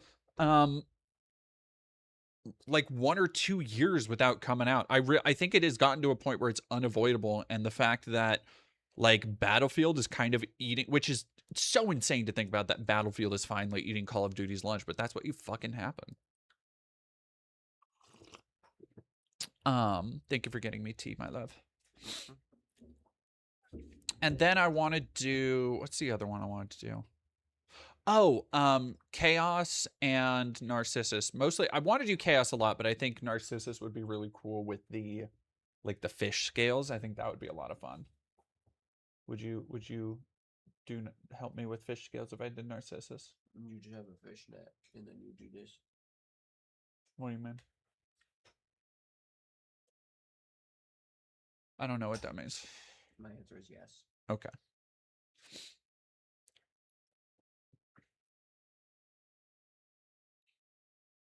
They turned woods into a, yeah, like an actual story, exactly.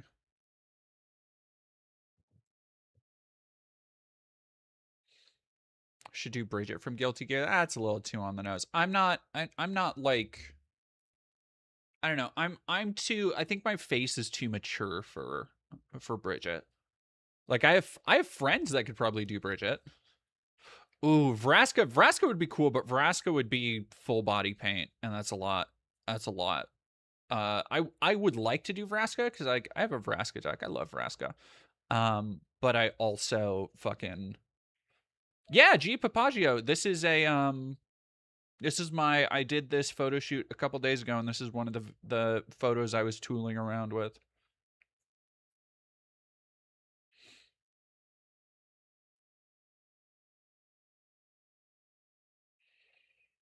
Yeah, no. Insiders say next year's COD is Modern Warfare 4 and the current build is just a slightly faster paced carbon copy. Not surprising. Not surprising. Yeah, Bridget has a very rounded face and my face is like, it's a little bit longer. But I was realizing I've done more Marvel characters than anything else, so I'm probably going to, yeah, I want to focus on other things. I want to do next year. I want to do Judith, and I want to do I wanted to do Testament for years. Testament, and then probably Chaos from Hades 2. Hades 2. Koa wants everybody to know that they're playing Hades 2 as well. All right, let's go back to this and start the gaming. Oh no. I pressed the wrong button on this thing. Ah. Okay, there we go. Democratic legislators and a conservative activist. One moment, Charlie was doing what he loved. That's a different question. Arguing and debating on campus. Fighting for the You're gospel. thinking way too simple about this. You got to go deeper. Truth. In front of a big crowd, and then he blinked. He blinked. And saw his Savior in paradise. Even as he had all of these positions, many of them seen as controversial on different issues, he had a huge galaxy of support on America's right. Try these La Panzanella crackers. Oh, La Panzanella. I'm sorry, y'all. I still gotta do the fucking, I still gotta download it. Rendono tutto delizioso. Will you speak Italian? La Panzanella. Snack the Italian way. When you've got a classic ride, you need tools you trust. Whether you drive it every day or only take it out on the big... When you stop the conversation, when you stop the dialogue, this is what happens. What is that fucking... This is CBS News? This is mainstream news. Look at this fucking basic ass editing, dog. Go back to that. Sorry, I'm going forward a little bit. Fighting for the You're gospel. thinking way too simple about this. You got to go deeper. Truth. In front of a big crowd, and then he blinked. He blinked. And saw his Savior in paradise. Even as he had all of these positions, many of them seen as controversial on different issues, he had a huge galaxy of support on America's right. When you stop the conversation, when you stop the dialogue, this is what happens. When we lose the ability and the willingness to communicate, we get violence. CBS News presents A Town Hall with Erika Kirk. Good evening. I'm Barry Weiss, editor-in-chief of CBS News, and I want to thank you so much for joining us tonight. Let me tell you why we're here. Holy If shit, you're dude. watching this, or you're sitting here in this room with That me, Savage you know Land what I costume know, is which is that we live in crazy. a very divided country. Look, I don't country use where the many term people gooner feel bait that they can't speak lightly, across the political but that's divide. fucking crazy, Sometimes dude. they feel they can't even speak across their own kitchen table. And one of the goals of the new CBS News What? is to change that. And this town hall is just the beginning. What'd you say? Well, you're playing Hades 2. You're saying This is going to be the first of many conversations and debates on CBS News about the things that matter most. oh my god, this is gonna be. It's gonna be so funny that this is gonna be the big launching off point for like this is essentially her. What's her face? Barry Weiss's not homecoming, but like mission statement, I guess. Like this is her big like boom, here I am. This is what CBS is gonna be from now on. And I guarantee so many, because all the other people that she's tapping for these kind of conversations are like Alan Dershowitz. Just like, don't get me wrong, Erika Kirk is a wet sponge in her own right, but it's fucking crazy for me. Debut. Yeah, debut is the perfect word. That's exactly what I was looking for. Violet left. I really hope this right-wing takeover of the media is part of the big right-wing collapse after Trump dies, but the money tells me I'm being hopeful. You might be. You might be right. You might be right. I haven't played this game hardly at all for the last year. And because I don't have like time to really do a lot of live service things, but I'm doing it because I want to play Rogue, and we'll see if I'll even be able to. And I'm going to suck shit at this because I have not played. I don't even know what Phoenix does. I don't even know what there was another character that which are often the hardest to talk about. I don't think I can make one promise to you, and it's this. You will not agree with everything you hear tonight or in any of these other broadcasts. And that is exactly the point. Because the premise of a democracy is that we persuade each other with words and not violence. And that the only way to get to the truth is by talking to one another. And that brings me right to tonight's guests, Erika Kirk. I'll figure it out. 3 months ago, Erika Kirk's husband, Charlie, was assassinated on a college campus in Utah. To some, Charlie Kirk was controversial. To others, he was heroic. What is indisputable is that he transformed the American right in the 21st century. He did it through an organization called Turning Point USA, which he founded when he was only 18 years old. Jesus Christ. In the wake of Charlie's murder. Already fucking like I'm gonna get just reamed here, but already going over the Charlie Kirk shit, and like she could not be filleting the dead body anymore. It's team up deactivate. Oh damn. All right, let me actually read what all this shit does because I don't. All right, and I'll do this. Like just at 18, yeah. He got $50,000 of startup money from a conservative, quote unquote, philanthropist investor, dude. Like, what are you fucking talking about? Erika has now picked up his mantle. The mother of 2 young children, she is also now the CEO and chairwoman of Turning Point. Targets. Now, Charlie's murder was not an isolated tragedy. And tonight in the audience, we have other victims of the political violence that's ripping through this country. We also have religious leaders, college students, young Christians, and others invited by CBS News. You're going to be hearing from some of them tonight. Okay, we have a lot to talk about. So, Erika, let's get started. Thank you so much for joining me. Thank you for having me. I was very grateful when you had reached out because it was an opportunity to be able to have a conversation that Charlie always enjoyed, being able to have dialogue on both sides so that people could really hear everything that's going on. I appreciate it. Thank you so much for making the time. There's so many subjects I want to cover. I want to begin with the hours and days after your husband was murdered. Yes. You got up in his podcast studio where he broadcasted from for many hours every day. Yeah. And you said this, Oh You no, said, this is even "You have so the no reason I wanted to play a idea game what while you I'm have doing this is just because Barry unleashed." Weiss has the What did he mean by that? emotive Let me capacity give of you a little wet toilet background of that paper. day. And also, yes, so We get there's home. that clip that's been going around of Erika Kirk doing that, like, our God is a vengeful God, and she does this thing with her eyes that is so.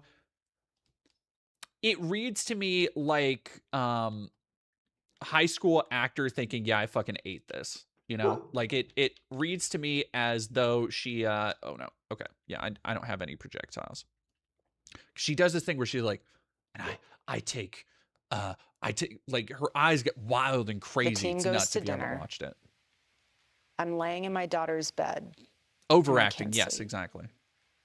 It took me months to even walk into my bedroom.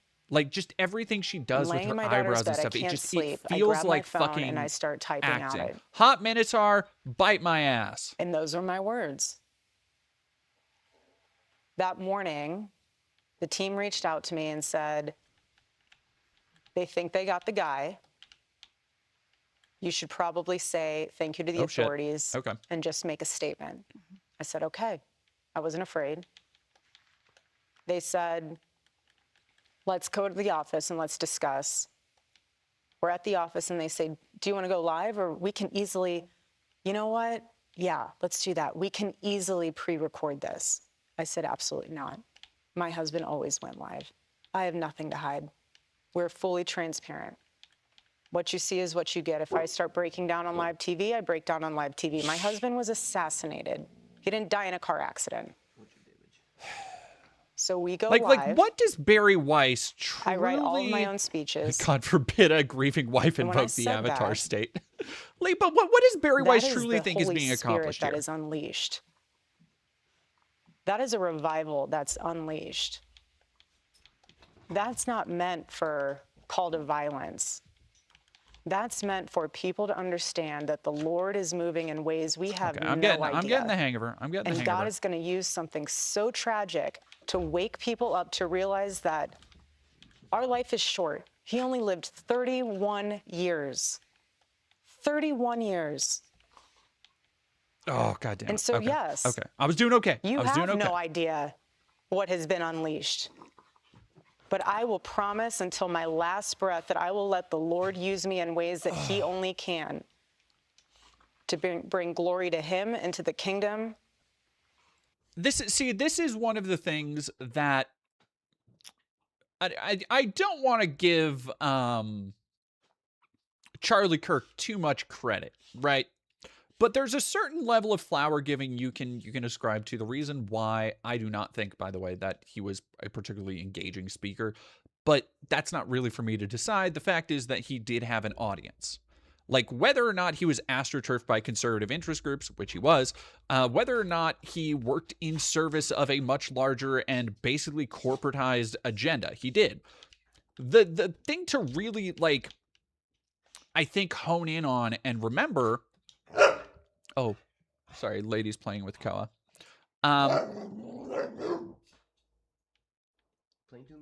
Is lady, come on now.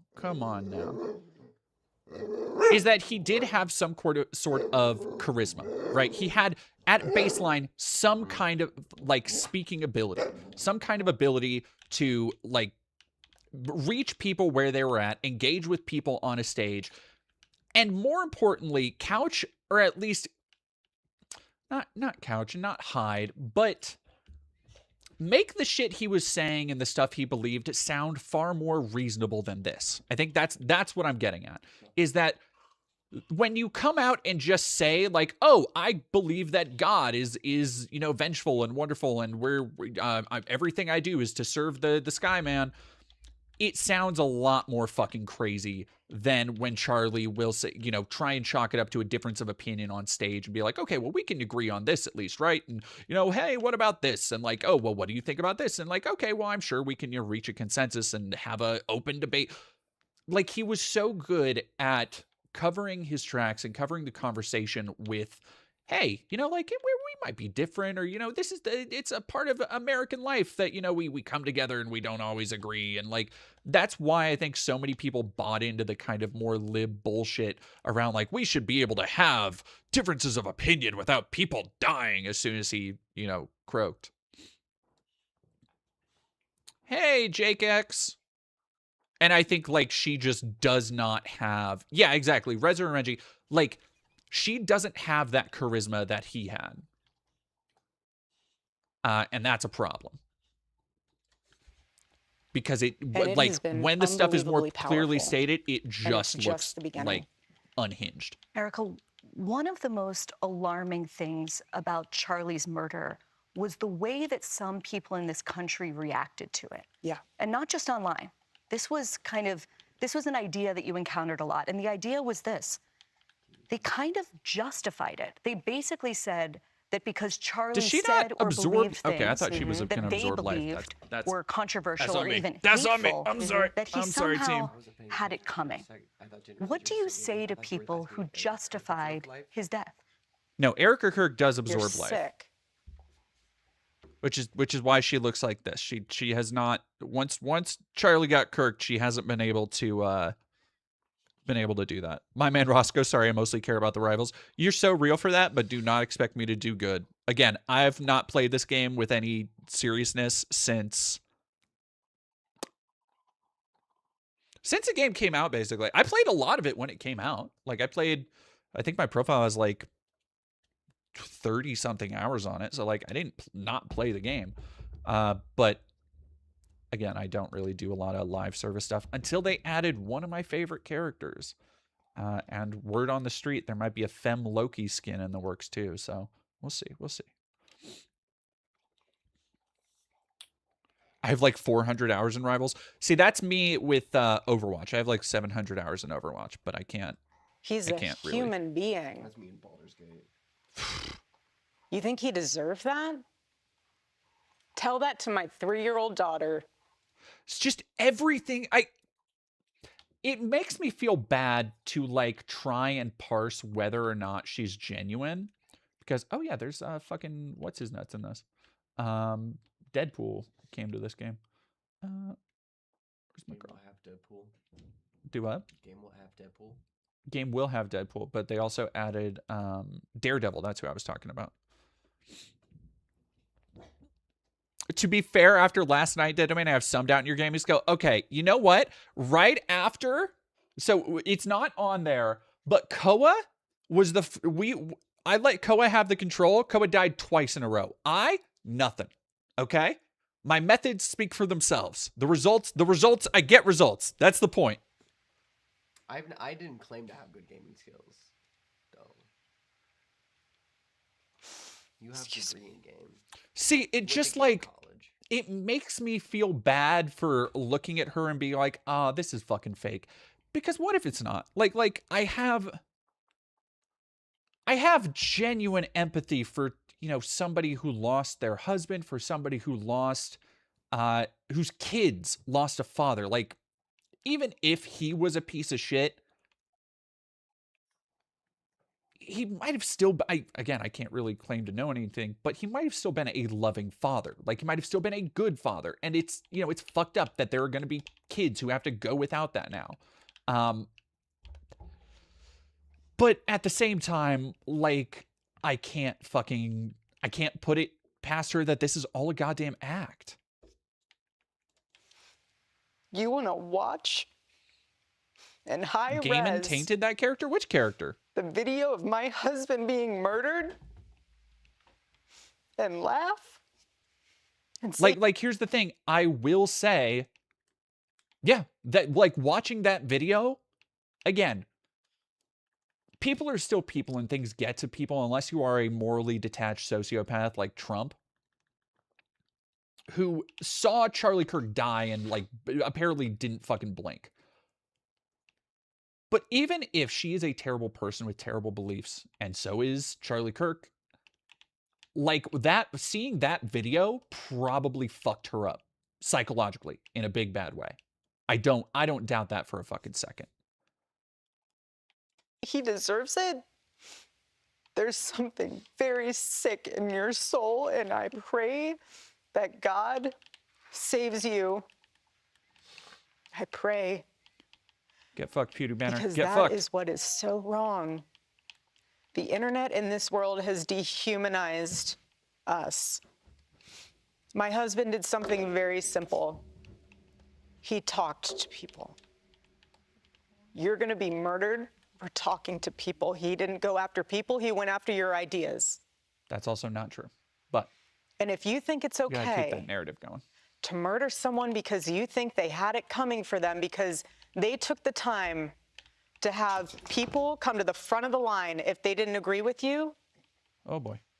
Okay. and That you was on think me. it's okay because you don't like what they say or how they say it, that they should be murdered and you're enjoying it and you're rejoicing in that? But see, again, like, oh God, that's a heinous view. Violet left. Thank you very much for, oh no. Oh God. I didn't know. I'm getting, okay. Ah.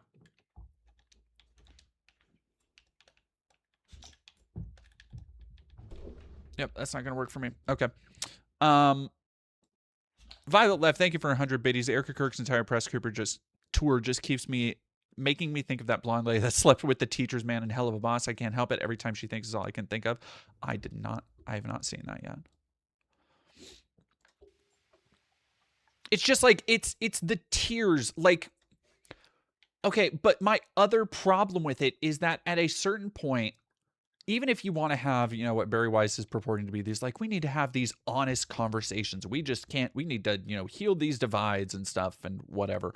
The problem I have is that it seems like at a certain point, you are also then using this woman for content in a way that is undeniably, like, it goes beyond manipulative. It's just exploitation. Like, I think somebody said, like, it's like trauma pornography or something. That I feel is the perfect way to describe this.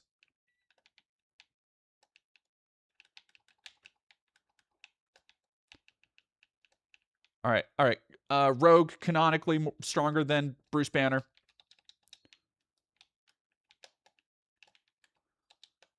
Come on. All right, I got it.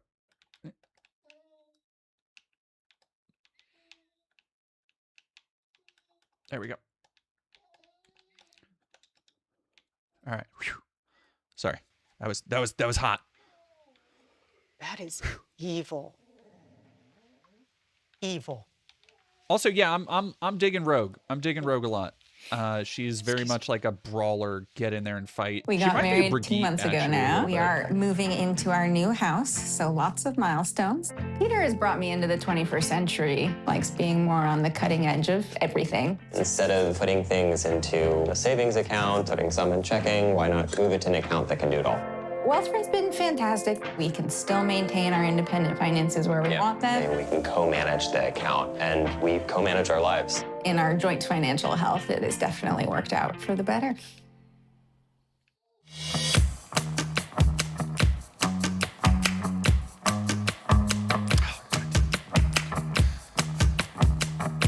All right, sorry, chat. As you know, Oh, God damn it. and as I know,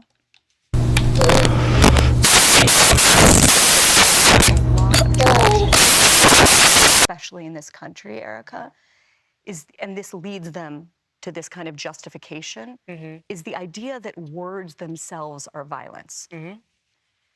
And that brings us tonight to our first audience question. It comes from Angel There we Eduardo. go. Okay.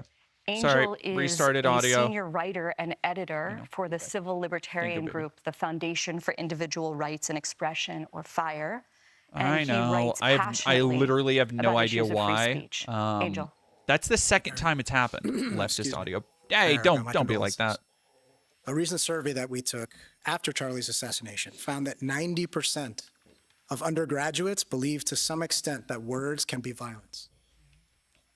Another FIRE survey that we took earlier also found that 1/3 of surveyed students believe that using violence to stop disfavored speech can be acceptable, at least in rare cases. What's your response to those numbers? And what would you say to those students in particular?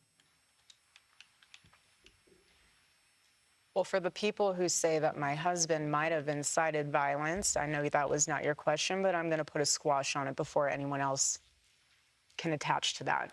My husband never incited violence. He never once said, go after them because they're saying XYZ and they deserve to die. My husband never once said that. So here's the thing. Is again, this feels a lot like what we were just looking at with David Frum, where you're able to ascertain what is or isn't anti-Semitism, but completely ignoring when your side does the same thing. So when you have somebody who's like, oh my gosh, sharing this video of Charlie Kirk and saying like, oh, I don't feel bad for him getting kirked, and you say that, okay, well, that's encouraging violence. But then you look at the myriad times Charlie Kirk has said shit that is just completely sideways, untowards, would, in some ways, some people might say, enable that kind of behavior. Then suddenly it's a matter of like, well, no, they didn't actually say this. They were actually saying something else entirely, which is just, it's this ideological cowardice that drives me crazy. All right, these Lokis really take a beating, huh?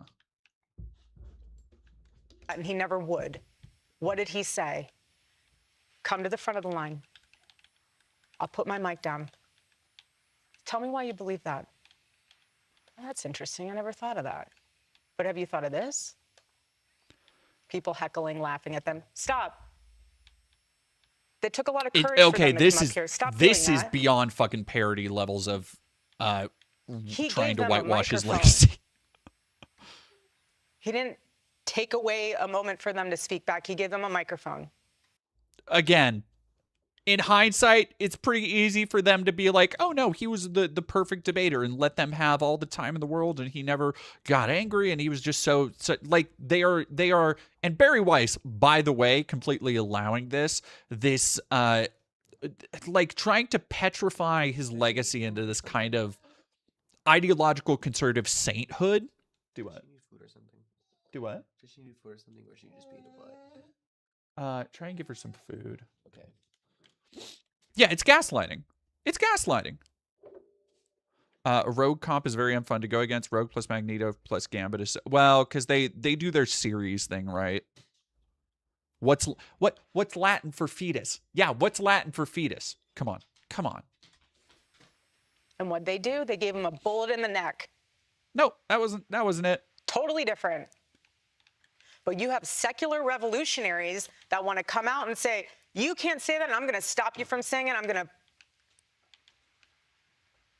Why? Why? What do you mean, why? Something as simple as a conversation. And this is what all is of so Charlie's shit fascinating was to me. completely in this realm of like everything, this conservative culture war mindset that everything is a fucking like existential crisis. And if we don't stop, the invading hordes or whatever other bullshit that we're going to get everybody mad about and freaking out about next time, like if we don't stop any of that, then, oh no, then all of Western civilization is going to die. That's all that, like, how can you be like, why? Well, it's just disagreements over things when severity was the entire thing Charlie traded in. It was, you might want to say like, oh, okay, well, he was an open-minded, he was this, that, and the other, and all this other bullshit you're trying to convince people of. But at the end of the day, everything he said was said with the intonation that if these things are not fought back against at a existential level, something bad is going to happen. If we don't return people to Christianity, if we let in Muslims, if we do any of this other shit, and you're fucking sitting here being like, these crazy secular revolutionaries? What? God damn. Nehemia, thank you very much for 5 smackaroonies. Charlie and Erika are perfect for each other based on the fact that their faces are unsettling. Yeah, I don't know. She's gone from being like, I think it's just because I've seen her face so much now. Like she's gone from being like, oh no, that's a white lady. That's an okay, attractive white lady to just like, I find her unsettling now. I find her genuinely like kind of spooky.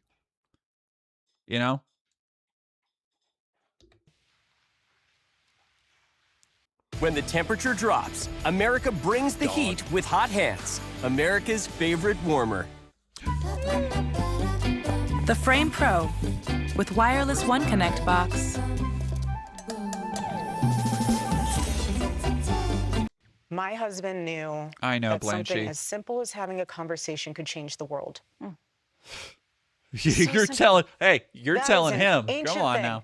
Come and sit down and have coffee with me. Why do you believe She what does. you Oh believe? my gosh, she does have. 80s and 90s, they were she has doing the this JD in Vance eyes Congress, more than then one going way. to have a Subway afterwards. Why don't we do that anymore? Instead, it's violence. Usually one-sided. I'm not going to go there. But you know what's so interesting about my husband's book? The last book he will ever write. It could have been about politics. It could have been about... I do also, it does not escape me that this is essentially just one long book advertisement. Customizer, why not use AdBlock? I need to install it, and I keep forgetting. That's all I got. That's all I got. I need to just work the setting. And I am not going to forget. I've already written it down so I remember before my next stream. Football. It could have been about anything. He was multidimensional.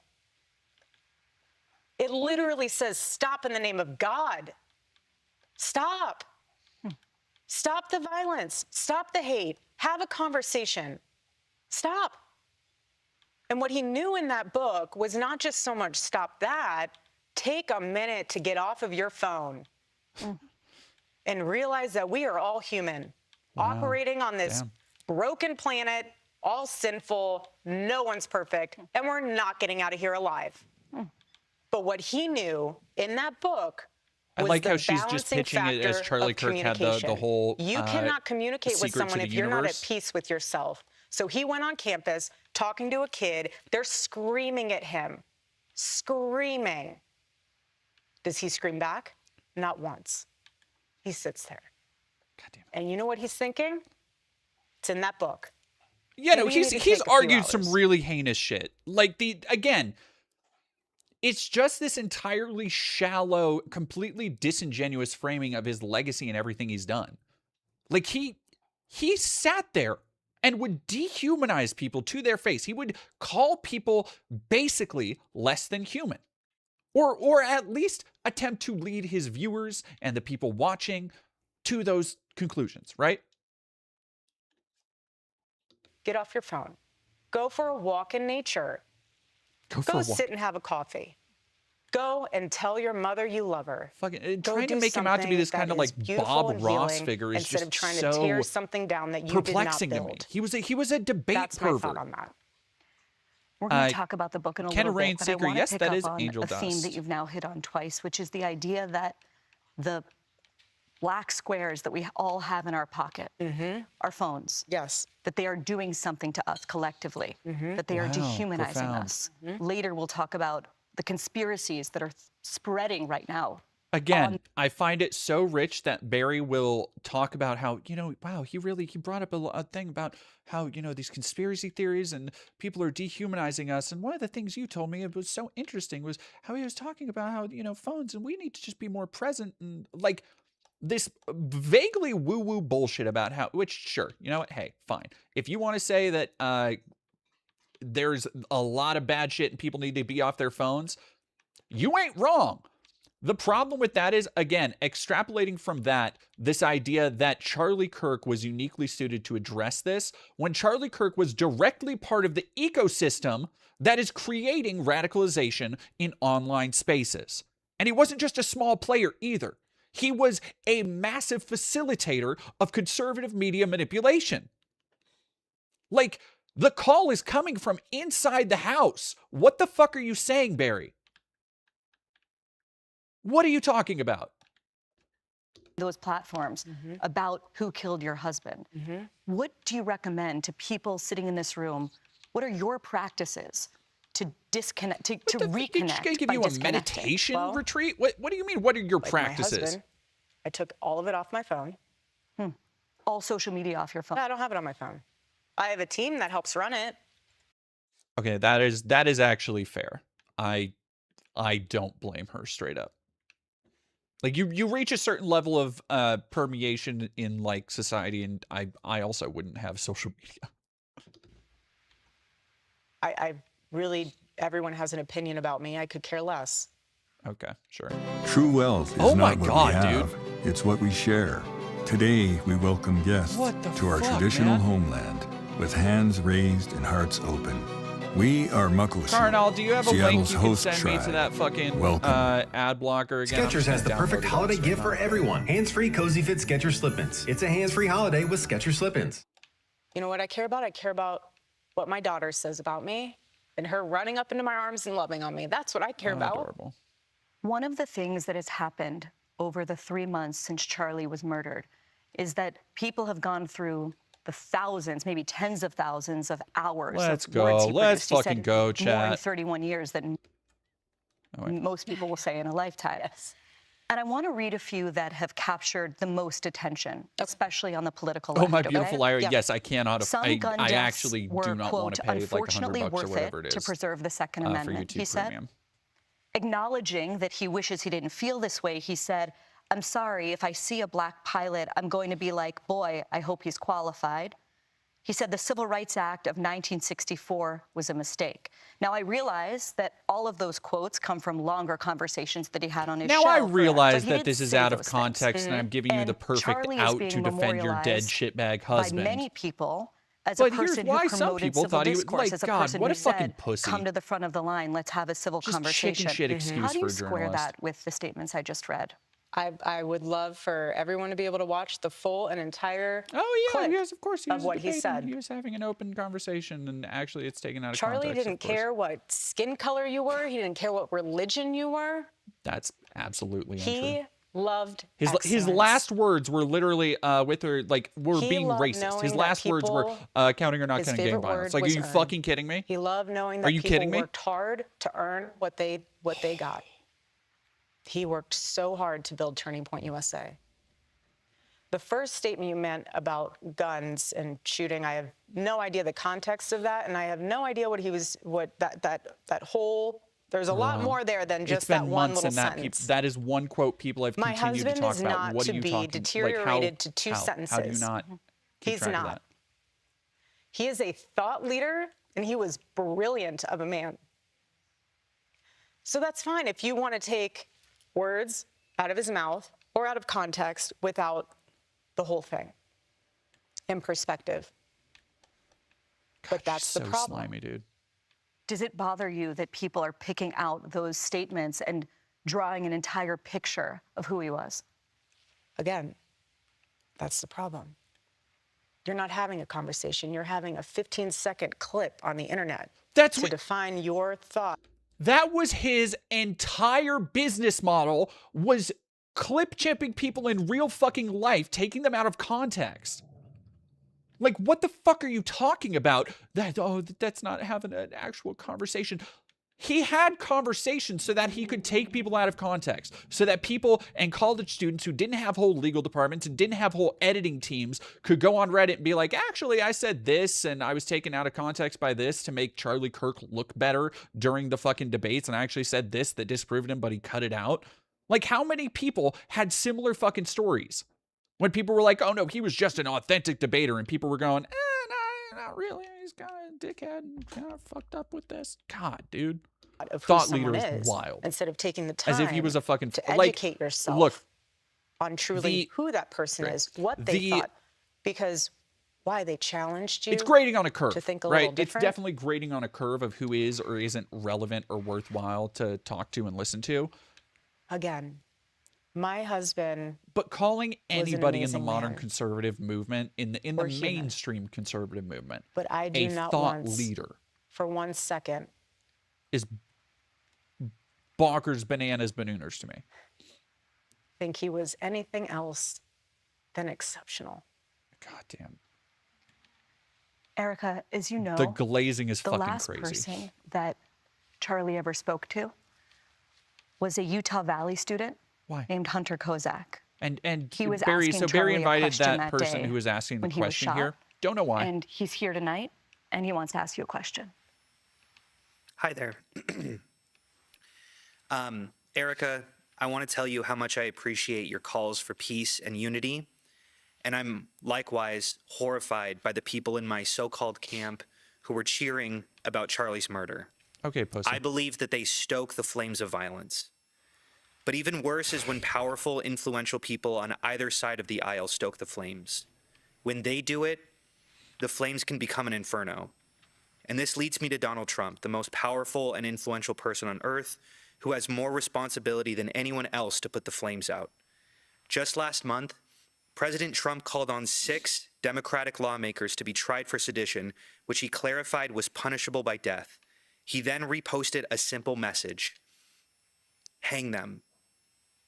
I think that you've been making strides to bring peace to our country, and that Turning Point has been asking Democrats You are giving her to decry way the too much individuals fucking who cheer goodwill. for Just violence. ask her to I condemn have the thing and will and watch her continue to try decry and them. wiggle out of it, dude. But any good faith effort to stop political violence must hold both parties to the same standard and expectation.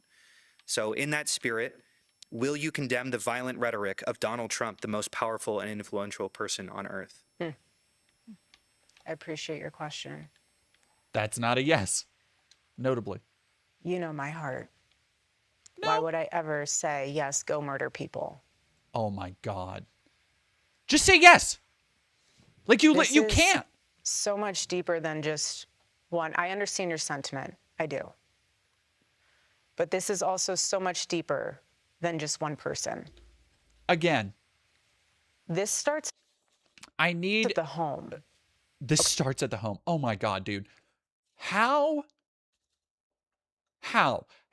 can you sit there and seriously be like, oh, yeah, we shouldn't do any political violence because that's how my fucking husband died. And then as soon as whoa, what the fuck? She jumped on me and I like pushed off and then she yelled, screamed out. What happened? Are you okay, my baby? Get down. No, she needs love. Come here. I'm giving her love. Come here, my baby. Where's my baby? Where's my poor love? Ladybug. Who's a good dog? Not her. No, she a good dog. She's literally being the worst right now. No, she's being full of love and beans. Jumping all over me, being a piece of turd. Yeah, she isn't going to answer his question. Yeah, dog did say gorp. Hey, baby. Hey, baby. That activated my fight or flight. Oh my gosh. Whew. Oh, you block Origin. Thank you very much. I'm just gonna... I love you, baby. Whatever. What? Hey. Come here. Get back here, yous. Come here.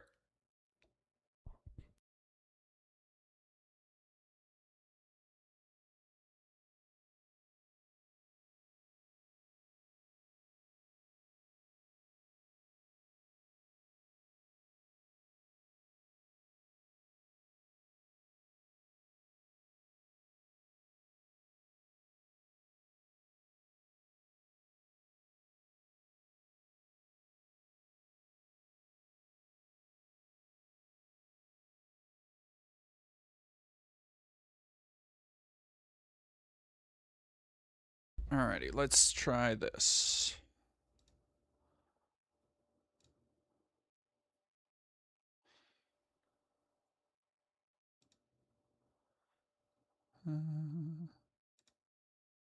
Alright, should be that easy. Okay? This starts with family. Thank you, Daniel This starts Duma. with a seed that grows. Don't say it starts with seed. Don't tell me it starts with seed, lady. That's crazy. There aren't people in the... Oh, there's almost certainly people in... Well, we'll go into the comment section too soon. And grows. You can choose... Like again, all you have to say is, yes, I also condemn that. Because it's this thing of like, well, let's not get too out of hand in condemning all political violence. When I do it, when people on my side say, yeah, these people need to be hanged... Then, well, it's, hey, wait, this is a really complicated issue and it starts at home and you got to really think it through. What the fuck are you talking about? You just spent 20 minutes talking about how political violence killed your husband. To have evil in your heart, or you can choose to have light. What you consume and what you absorb from the outside world will manifest itself. No, I will never agree with political violence. She absolutely does not have the juice. My husband is a victim of it. I'm a victim of it. Okay, but that's not the same as But condemning what I'm trying Trump. to say here is that we can blame everyone else. We have to look in the mirror. When you become a father, when you become a mother, how are you raising your kids?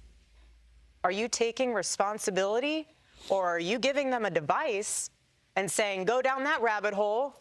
I'm trying to go to Pilates class. How is she making you can it just sit in about the corner and look at your iPad or look at your phone and go down that rabbit hole and see what you can learn from that instead of being a parent? So my call to action from that is, parents, step up. Do you want your kid to be a thought leader or an assassin? That's where we're at. Do you think our political leaders have a responsibility to turn the temperature down right now? Well, I think everyone has a responsibility to do that, and I'm doing my part. I'm not in control of other people. Okay. she doesn't want to speak out. She really doesn't want to speak out against in MAGA. Cold blood because of who she was. He's here. Like, also, there are so many people that are contingent upon her sticking with Trump right now, as TPUSA is like they are doing all of these fucking events to like oh shit, I'm not playing what's her face anymore. Sorry.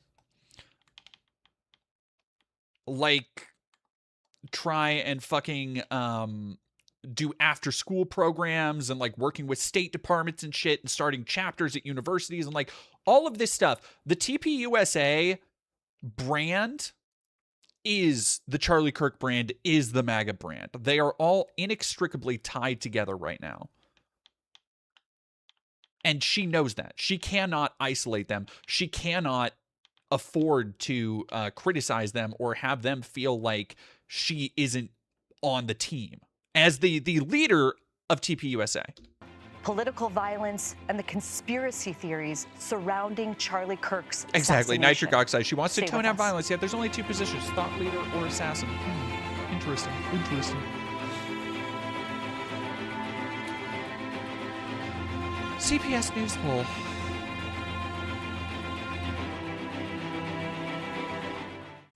Never before has conservatism, the ideas of freedom, liberty, American exceptionalism have been so popular on these college campuses. Welcome back to our CBS News Town Hall with Erika Kirk. Bob Milgram is the father of Sarah Milgram.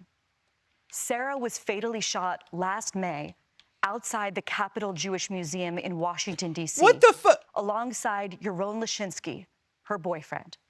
Sarah was just 26 years old when she was killed. Bob, thank you so much for being here. Thank you, Barry. Hello, Erika.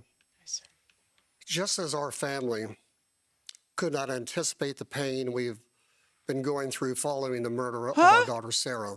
Who? There is no way I can understand the pain that you and your children are going through Why? as a result of Who invited this Charlie's guy? tragic death. Our daughter was killed because of anti-Semitism. Oh my hate God, against dude. Jews, They found a way to make and this hate about against the Jewish Zionism. homeland, Israel. Oh my God, We dude. know about the growth of anti-Semitism on the left, including here in New York City, where the mayor-elect No still fucking will shot. not condemn They're the gonna fucking phrase, make this about Ziran? "Normalize the intifada." Oh What my I want God, you dude. to address is growing anti-Semitism on the right, including Holocaust denial, anti-Zionism, and the normalizing of centuries-old conspiracy theories about Jews. Will you here condemn the individuals spreading that hate and speak out clearly enough against anti-Semitism so we can prevent another tragedy? First of all, I'm so sorry. You and I are a part of a very small, painful, but you're in good company, and I will pray for you. It sucks, doesn't it?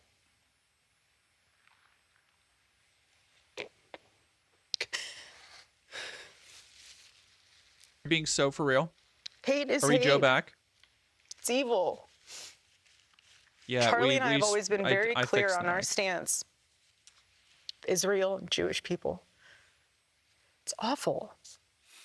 Huh? How this is literally just boys levels of parody bullshit of just buzzword salad. How much can we make this about Jewish the thing? people? What healing factor comes out of hating Christians? What healing factor comes out? Hate. Like in he was general. part Nothing. of the. Your husband Nothing. was part of the ecosystem that allows this type of shit to always would say fucking very flourish. clearly, Jew hate was brain rot. He would always say it. We've been to Israel twice together. And to be able to walk in the place where our Lord walked and see the Bible come to life in Technicolor. Technicolor. How could you hate that place? How could you hate the Jewish people?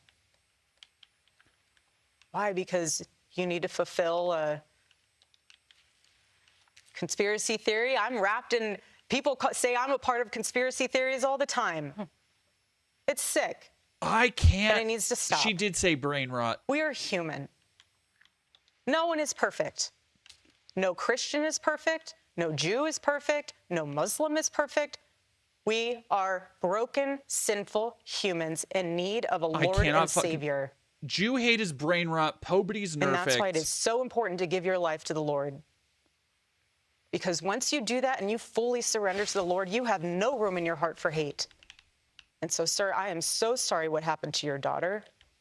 I pray that does not happen, and I pray that that is something that we can somehow extinguish in this world. But we are living in enemy-occupied territory. And every single day we need to guard ourselves, guard our minds, guard our heart. And the best way to do that is reading God's word.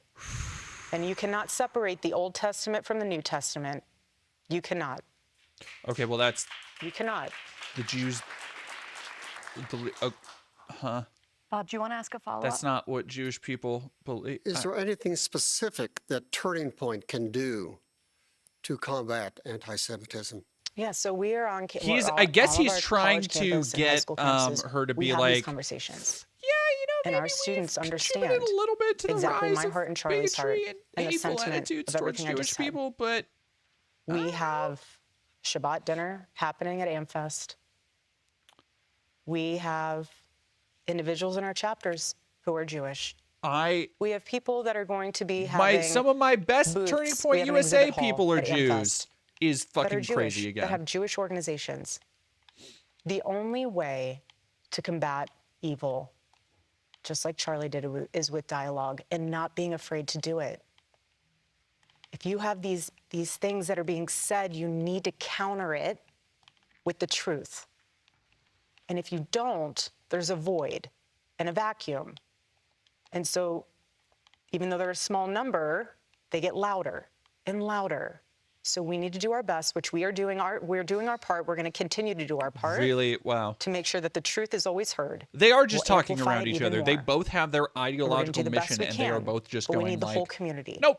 We need everyone in on that. I'm about my thing, Bob, and thank here's you what I'm so going to much. say I wanna to make talk your about thing about my thing, and then just discernment. going back to Yes. that Okay, again and again. being able to separate truth from lies, reality from unreality. A 22-year-old man named Tyler Robinson has been arrested and charged with the murder of your husband. And yet there are a huge number of conspiracy theories, you might call them brain rot, that are spreading right now online about the actual story behind the reality. Are we One, talking about? We're going to talk about Candace people say Owens. that I Tyler think that would Robinson be was great for me. actually a MAGA Republican. Or two, some people say you were actually a Mossad agent sitting in front of me, and you were Charlie's handler, and Israel killed Charlie. Right. Other people say that a number of men in the crowd were wearing maroon T-shirts, and this signifies that his killing was an elite airborne operation, whatever that means. They say that the rings on your fingers, which are my kids' initials, my wedding band, the Medal of Freedom, my engagement ring. But apparently they symbolize some kind of secret. I mean, but in fairness, not everybody else is rocking all of those rings. Like, in fairness, most people's hands don't look like multi-Super Bowl winners to just bring up their kids. Nehemia, thank you very much for $10. I'm currently working on some pamphlets for my group, RE Antisemitism/Anti-Zionism for both Jews and non-Jews. Would you be interested in taking a look? Yeah, absolutely. Abso-friggin-lutely. Yeah, hit me up on Discord, not Discord. Hit me up on Blue Sky or Twitter. And Jay the Cryptid, thank you for $2. Trump has an Anapad kid confirmed. Oh, man. Plot. There's also a new theory that Exactly. No, Nehemia, she's literally bringing up shit I guarantee you maybe 5 people believe. Yeah, they are bringing up the most, and this is the same thing that Zionists do, where in order to make the ideological opposition look bad, they bring up the most insane out there things somebody else might have maybe said. And like, everybody does it. Conservatives do it. Some libs and like the left generally doesn't have to do it as much, because like, you know, when you're talking about people like Erika Kirk, she already looks crazy. I don't need to fucking stretch that when she's talking about how their God is a just God and will have vengeance in the end. Fucking crazy to me. Egyptian aircraft have been tracking you. What is going on? Why are there so many conspiracies spreading about what seems to be a pretty open and shut case? This is because it's fucking weird. We have seen evil on display where we have social media at our fingertips. Something so evil that happened, people are wanting answers immediately. They are wanting to figure out how to wrap their mind around Hard to make a straw man when they this. proudly insist they are made of straw. Oh, you ain't wrong. Egyptian planes. Egyptian Egyptian planes. Do you believe that Tyler Robinson murdered your husband? Yes, I do. Why do you think it is so hard for so many people to believe that reality? Because it's too simple. Again, everyone always has to think there's more to the story. Well, sometimes there's not. I've seen the autopsy report. I've seen our case pulled together. I've been in constant contact with our lawyers, the prosecuting team. I've seen it all. And let me tell you this. Why in the world, why should we, prior to the trial, lay all of our hands and cards on the table for the defense team to see, to somehow then... Yeah, no, B. Parker, I don't even know what they would do with it. It's worth bringing up that Barry Weiss is not an established or and I want to get on the Egyptian plane thing. Take a flight on that for a second. Aren't they supposed to dig into a story first? What I will say generally is what I'm worried about, and I'm fascinated. Yeah, no, Customizer, you're so right for that. Wild that she can answer that question, but not the question about continuing to push violence. Interesting. Just from a legal standpoint, to see how the United Healthcare trial pans out. And I say that because this is the first time where we are seeing the implications. You're talking about Luigi Mangione. Correct. I'd prefer never to say any of their names. They do not even deserve the ounce of oxygen and breath out of my body. But what I mean is it's fascinating to see how so far, social media will... They have managed to turn Luigi and Gaza into... they've managed to make Luigi and Gaza both about Charlie Kirk, which is almost impressive were it not for how fucking obviously craven and opportunistic it is. Impact that court case, just how it might impact mine. Are you nervous he's not going to get a fair trial? I'm nervous that there could be, they'll say we can't find a fair jury. Like they're going to taint the jury pool. Oh my God, And in that case... That's how widespread you think these conspiracies have gone? Yes. That's how mainstream they become. Okay. Egyptian planes? You want to talk about Egyptian planes? Okay.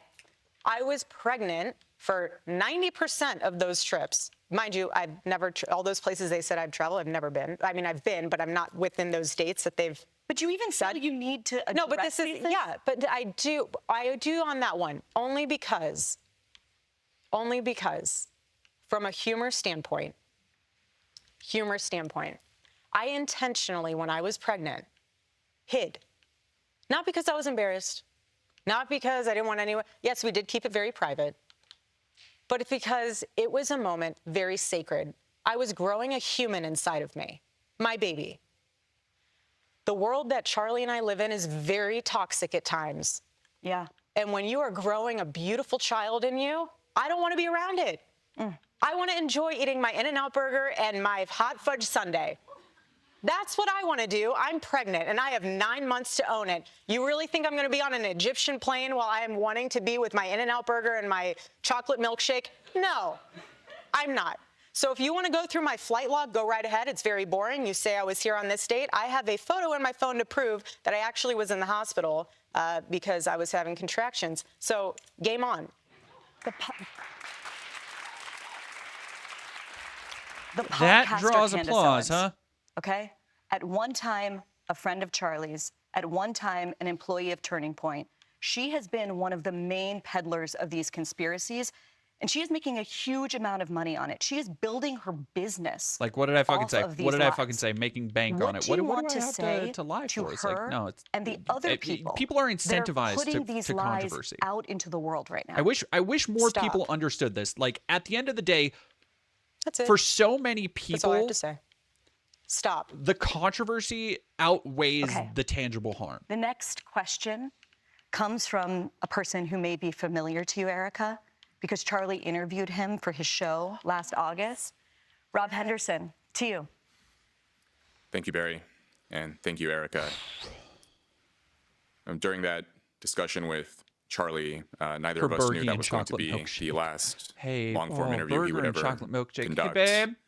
because his life was cut short by the you wanna actions get of a burger? very disturbed young man. Do I get chalky milkshake? As someone who admired Charlie's ability to offer young people a productive and optimistic path, I wanted to ask, how should the conservative movement think about cultivating leaders and role models for young men, and how can it continue offering them a constructive alternative to the toxic currents Charlie so astutely criticized?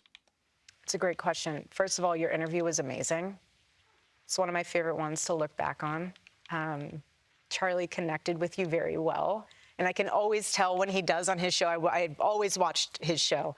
And I could always tell because his questions and his engagement would shift. She never watched He it. always loved. You he can loved tell. that You can conversation tell with she's you. fucking lying because of how non-specific it is. As the CEO of Turning Point USA, it is my responsibility to make sure that our youth is in good hands. Our chapter leaders are amazing. And there's some leaders within those groups you guys have not even seen or heard about yet, but you will one day. And you'll be blown away. Horrifying. Because they are amazing kids. We had 2 of them at our gala event this weekend. And they I spoke would in love front the of our idea donors. of like Charlie Kirk the first as time I still ever met alive them. conspiracy theory, but he's just going Phenomenal undercover kids. in Turning Point USA. Not So only we're are like, they smart, oh yeah, they we have a have this heart. amazing kid, Not only partly do they have a Kirk, heart, and it's just Charlie Kirk, but in like they can a funny understand and mustache and see glasses. the Gen Z landscape in a way that we can't. And from a peer-to-peer communication level, they're phenomenal. So I personally, having a front row seat Yeah, to the no, rising you're generation, absolutely right. Like the courageous generation, they're amazing. Yes, there are bad more apples. she talks, the less it Millennials, seems like we got 'em she too. really gives a fuck. So do the baby boomers. So does Gen X. No one's escaping the bad apples. It's just the batch. But it is our responsibility, my responsibility, our team's responsibility to make sure that our chapters are cultivating those leaders. So when they leave high school and they decide not to go to college, they're in the workforce, being incredible people and incredible leaders. They might not be influencers. Not everyone's meant to. Everyone plays a very specific role. Kirk is still alive. He's just hiding from But his they'll wife. be someone in something very important, and they'll plant seeds. And that's all you have to do, is plant the seed. And then let truth so obsessed grow with from seed, there. man. But thank you again for the time that you spent with my husband on that final conversation. It meant a lot to him. It means a lot to me to be able to have that to show my babies one day. Thanks, Rob. Coming up, should women focus on their careers or building their families? We'll ask Erika Kirk what she believes as a mom and now as a CEO.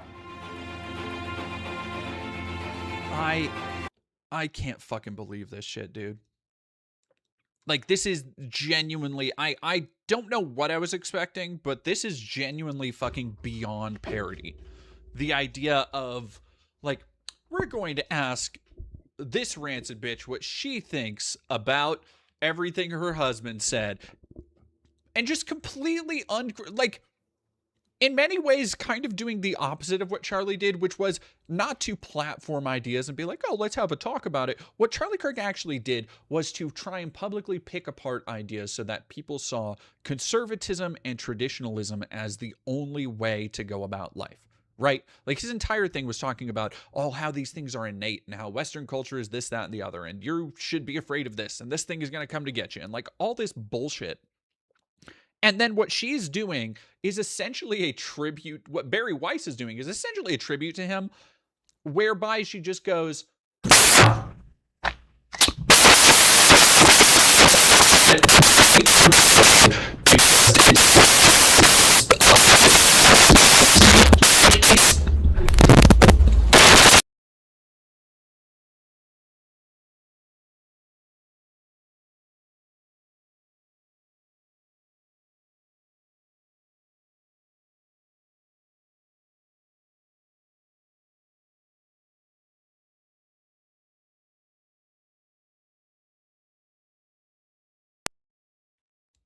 what happened? Yeah, I am sorry.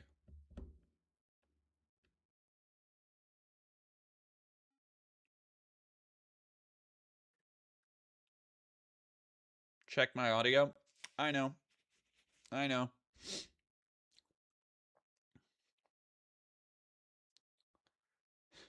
You need to watch your stream back. I'll watch it in a bit.